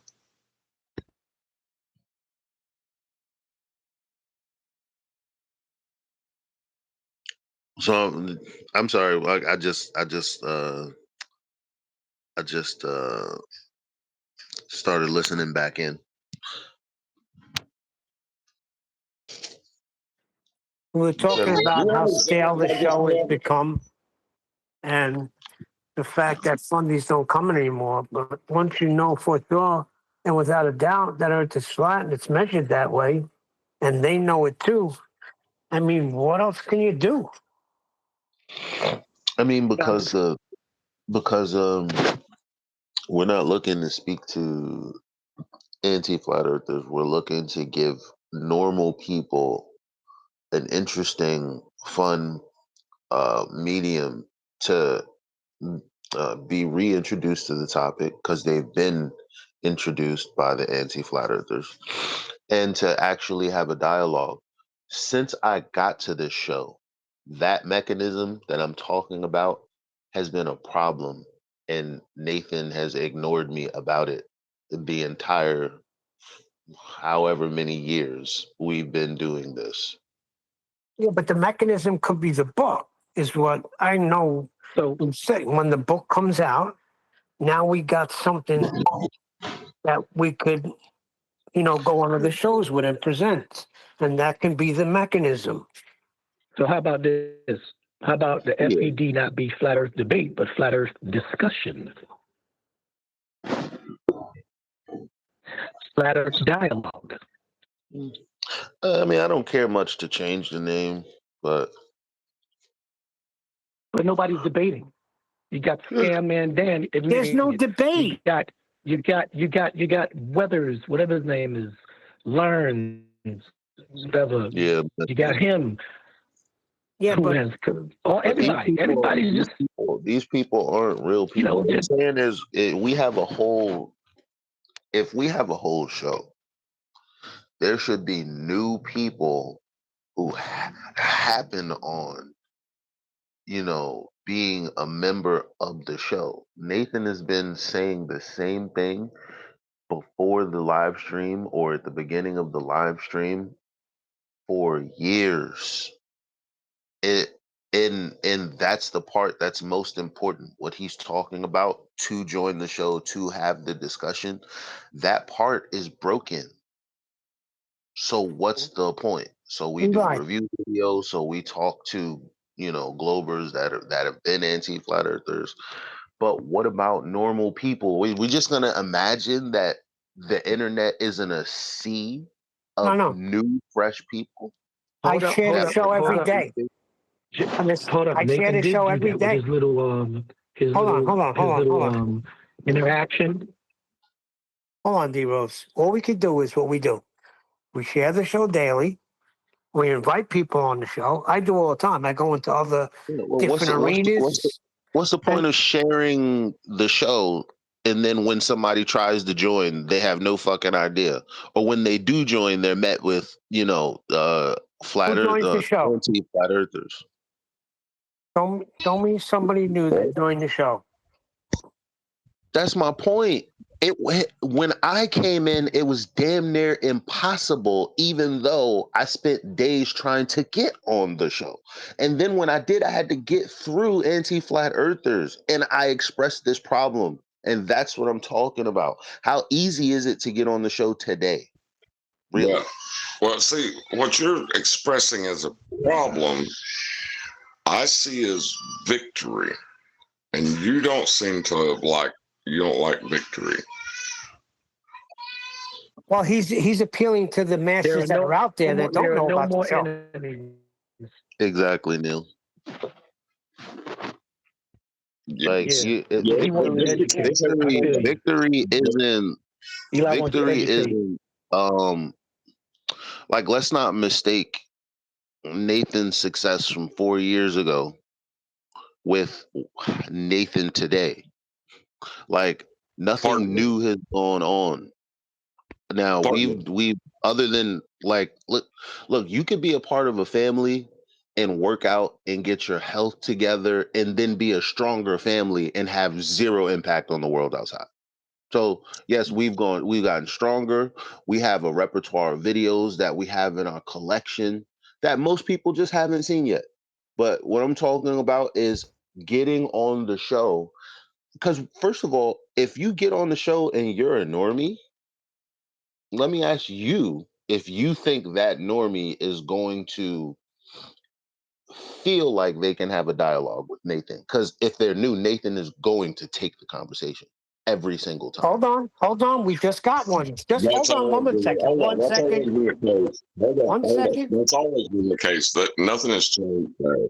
Nothing has changed there. Listen. That has always been the case. Hold on. We just had a new guy that come in. He still comes in. That rock guy. He came in. It was a little rough in the beginning. I understand what you're saying. Nathan was a little hard on him. But it broke through. He got through, and he still comes in. And he was a normie. Who was a hard on? The guy that was talking about the flights and how it's not lining up, right, with the map. No, I don't know. Long ago. I can't capitulate to this. How's it going, Nathan? How's it going, Nathan? You're ruining my Nathan, joke. what's up?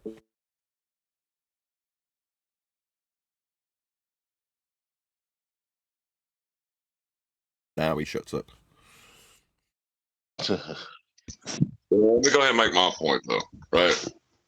The reason it's so quiet and the reason that a normie would feel such a shock to their system is because we have dug to the ontological basement of their understanding and found the structure that they have built their entire worldview upon. And we can take them to it immediately. And that should be popular. And you think they will stick that out? Be popular. Because I know flat Earth is popular. I know people who shouldn't be able. Hold on. Not shouldn't. One at a time. Go ahead, Eli. Yeah, I know a ton of people that shouldn't be spearheading the conversation, but they are, simply because they're good at marketing or good at what we lack as far as getting the message out. Like, no, it's not quiet because matter of fact, yeah, it's quiet because all of the ballers that we've spoken to have vanquished. But there's no new blood though. That's why we started going into Discord. But the problem with Discord, and at least the ones that we're connected to, the well always runs dry. So your job is never over. You have to continuously find a new audience or reinvigorate your audience. Both things have to be happening at the same time. It's a revolving door. If it's not happening, the chat is dead.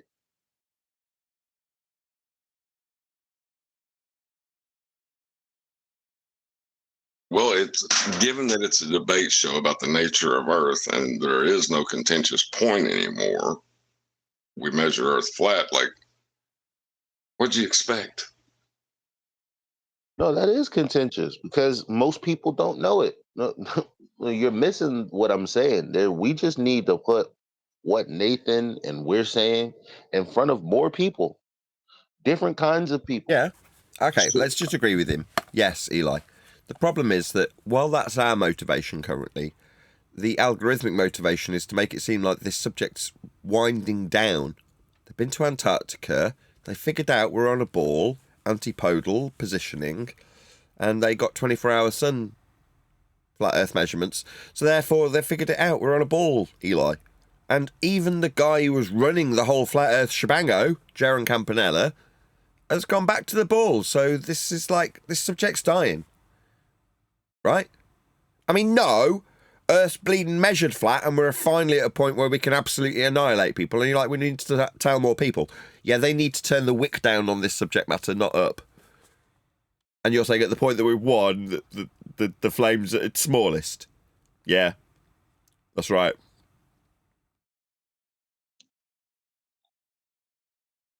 Yeah. Should we go to YouTube? Say, it's not fair!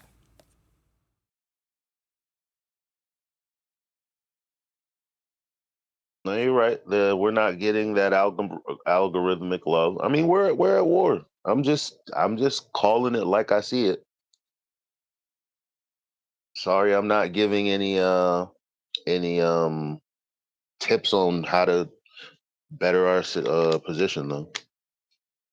We don't need to. Our position's fine.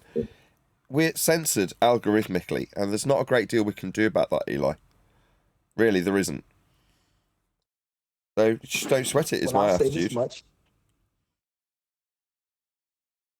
I'll say this much.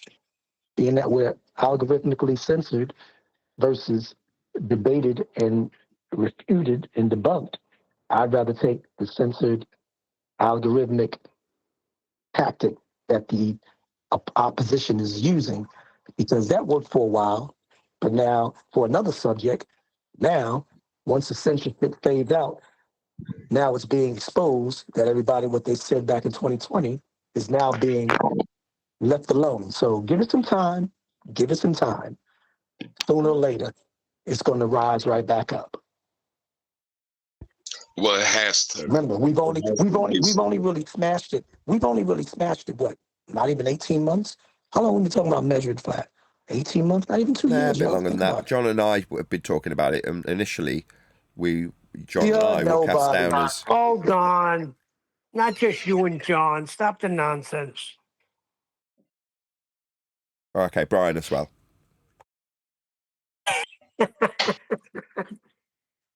Listen.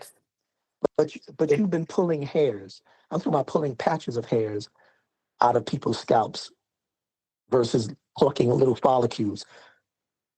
I mean, we just got to the point where it's totally annihilated with the measurable proof. But think about it. When did it really start? What, 2024? Beginning of? Started with celestial navigation. Yeah. After the Black Swan, celestial navigation came in, and then from then on, it's been nothing but annihilation. Right?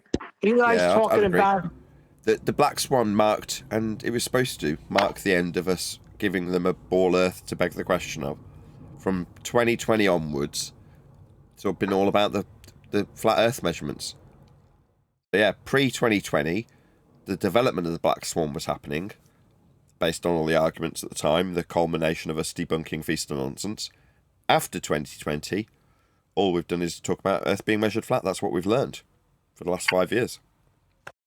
Okay, I have to say something. From what I follow, 2020 was when we were having 10th Man and everybody start to commence the conversation about the sole measurement of Earth. Prior to that, we were riding Black Swan from the beginning of 2020 all the way throughout this COVID issue to the end of 2021, going into 2022. Then in 2022, we started, you and John started, and when 10th Man started really reiterating and bringing up more evidence and more evidence, Brian was getting down. He brought in the flight pitch and everything, all these things. But I'm telling you, when we really started just smashing them, crushing them, destroying them, to me, what I recall was the end of 2023, beginning of 2024 throughout now, not even 2 years. It's only been 18 months. Yeah, you might be right. Maybe you're right in terms of us actually smashing people around with the actual measurements of Earth. Yeah. Maybe it's the last couple of years. Maybe you're right.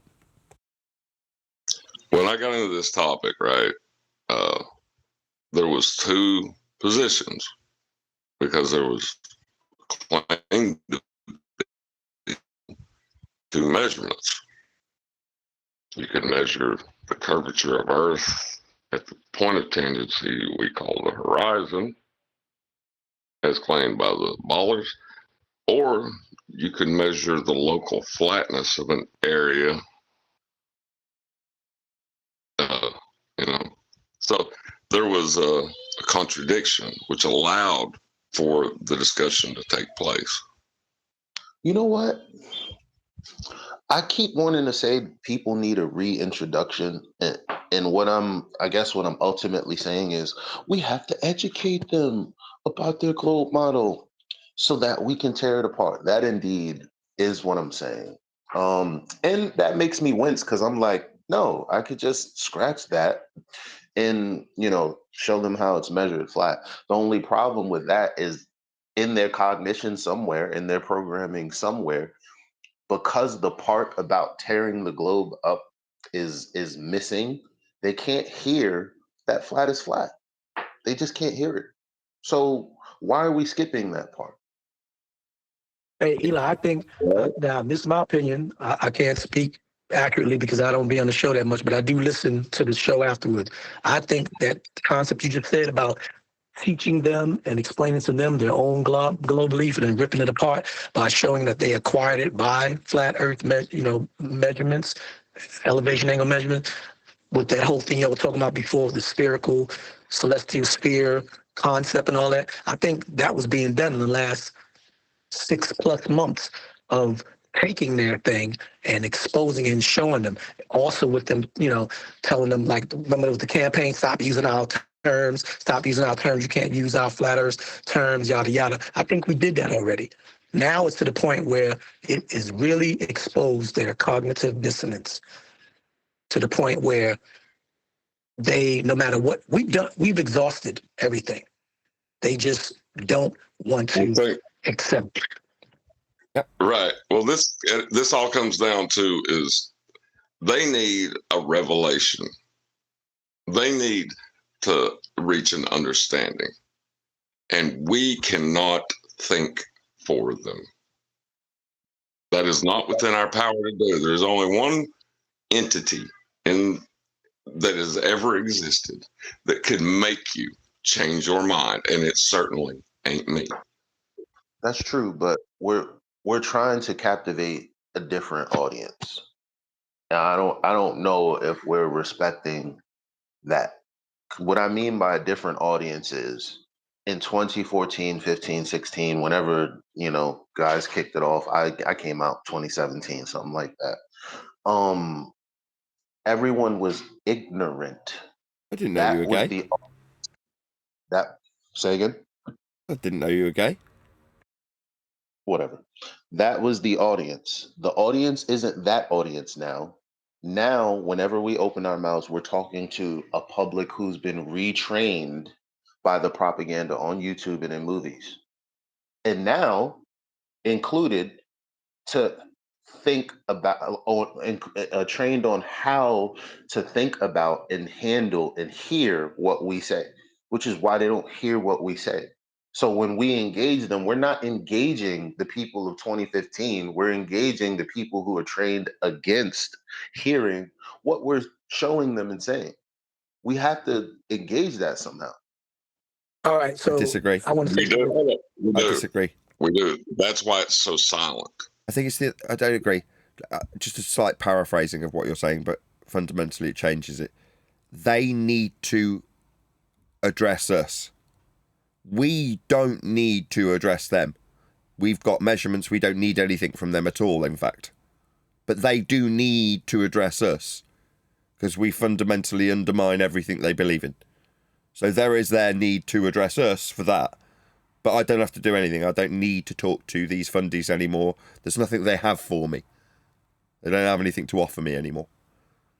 And to allude to what you're saying, Nathan, and add on to what Eli's saying, who we really need to reach is continue reaching those so-called self-proclaimed anti-glober wannabe flat earthers and teach them what we have used to annihilate the fundy globe believers. Yeah. And that's who we should be reaching out to, and let the dumb globers come on in and get shredded to pieces in front of the witness of those hungry, confused and propagandized Just say anti-globers. normies. No, he's not saying normies. He's saying, right, there's a different group of individuals that obviously don't want to take the first route, which is, all right, I understand Earth's flat, now I can get on with my day.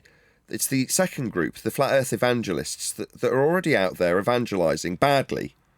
And what Dee's saying is, go after them, chase them down, and get them to be better flat Earth evangelists if they're insisting on being them. And I don't disagree. We tried that already. No, you're basing it on Jaron Whitsitt and Weiss. Who gives a doo-doo crap? Yeah, yes. They've been proven to be doo-doo crap. We got other ones out there on TikTok everywhere who are doing a decent job on the norm level. Let's round them up. That ice wall. Let's get me names. That other world beyond. We'll get me some names. We'll round them up. We're up against. Yep. Start rounding them up. Sorry, Eli, I'm trampling all over you. Go ahead. No, I'm saying like that's another aspect, or that's another variable right there. Is not only are we dealing with a new programmed public who didn't reach us first, so they have a bad taste about the arguments that we make. Because remember, I told you years ago, and even still on the internet, like people are responding to our arguments, don't even know who we are. So the information is reached far and wide. And then because, there aren't competent flat earthers out there to carry the message in the crowds of the public, actually the flat earthers are doing a bad job in ruining the arguments, and people are defeating or learning about that. We gotta stem that too. I agree. The fact that they're arguing at all and making arguments needs to be stopped. Somebody slap them when they start. Correct. Not an argument. Like, tell me what is the argument for the existence of Apple? There isn't one. There isn't one. There's no argument. It's never been an argument. I got a better one. What is the argument of 12 inches not being a foot?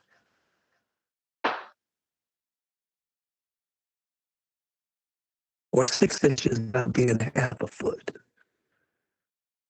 Or 1,000 millimeters, or whatever the meter measurement of being an inch. Those are measurements. Those are not debatable. Those are not arguable. It's just there. It is what it is. Just like the apple in the tree, like the air we breathe. There's no argument. It's there. 12 inches is a foot. A foot is 12 inches. 24 inches is 2 feet. So I think we're on the right track. I'm looking for, this book to come out, because I feel like we will have a different a new journey to walk, and that is reintroducing people to the right information. Right. New people that can't just. How you gonna straw man a text? You know what I'm saying? Right. The book becomes an avenue, right? It's something we can hold up, and now it becomes a talking point. Now we have people's ears, regular people.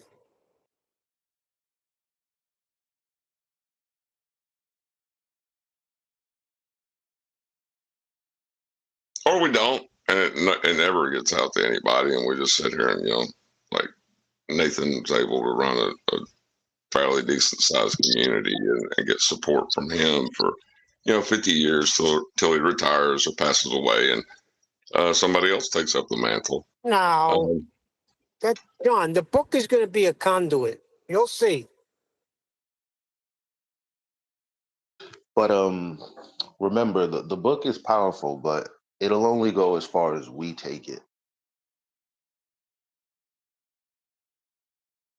It'll only go as far as this community takes it. That's a fact. Because at the end of the day, business is still business. Right. So you could And go. You could go information is to your business, library. believe it. Hold on. You could go to your local library and request that they get the book. Right. This is what I've been told. So if everybody goes to their local library when the book comes out and request, hey, do you got this book, Welcome to Flat Earth by Nathan Oakley? Can you please get it? They will get it. Now you're getting it in libraries. That's step one. Uh-huh. So step one is if let's say we're serious and all on one accord in that every member of the panel first, as example, should be leading by example because it is our book, right? We should be the ones going to the libraries and getting those results and showing That's what I said. That's what I just said. I will be going to my library, which is right in town. I got it marked. When that book hits the presses, I will be requesting it in my library. There's actually 3 around All here right. that I could hit. Excuse me. I got a question, Nathan. Maybe you know this. Who's responsible and how did this get into Barnes and Noble and all of those other places like Amazon? What are the places where people can actually get to it outside of their local library, where it becomes more mainstream? Who's responsible for that? Not the publicist. You go Or to maybe it Barnes is a and publicist. Noble the same way. Oh, you do the same thing. And just say, hey, do you have that book by Nathan Oakley called Welcome to Flat Earth? Oh, no, we don't have it. Oh, be like, can you please get it? Is there any way you can get it? Yeah. I guess so. First of all, is there still a Barnes and Nobles? Is there still I know that there's one. I don't know. There's one in Georgia I've seen. Do you remember that advert for the Yellow Pages where the guy's trying to find a book on fly fishing and he keeps phoning up based on the listings in the Yellow Pages, all these different bookshops? He keeps asking, have you got Fly Fishing by J.R. Hartley? No. Have you got Fly Fishing by J.R. Hartley? No. Have you got Fly Fishing by J.R. Hartley? You have? Oh, brilliant. Can you keep it for me? You can. My name is J.R. Hartley.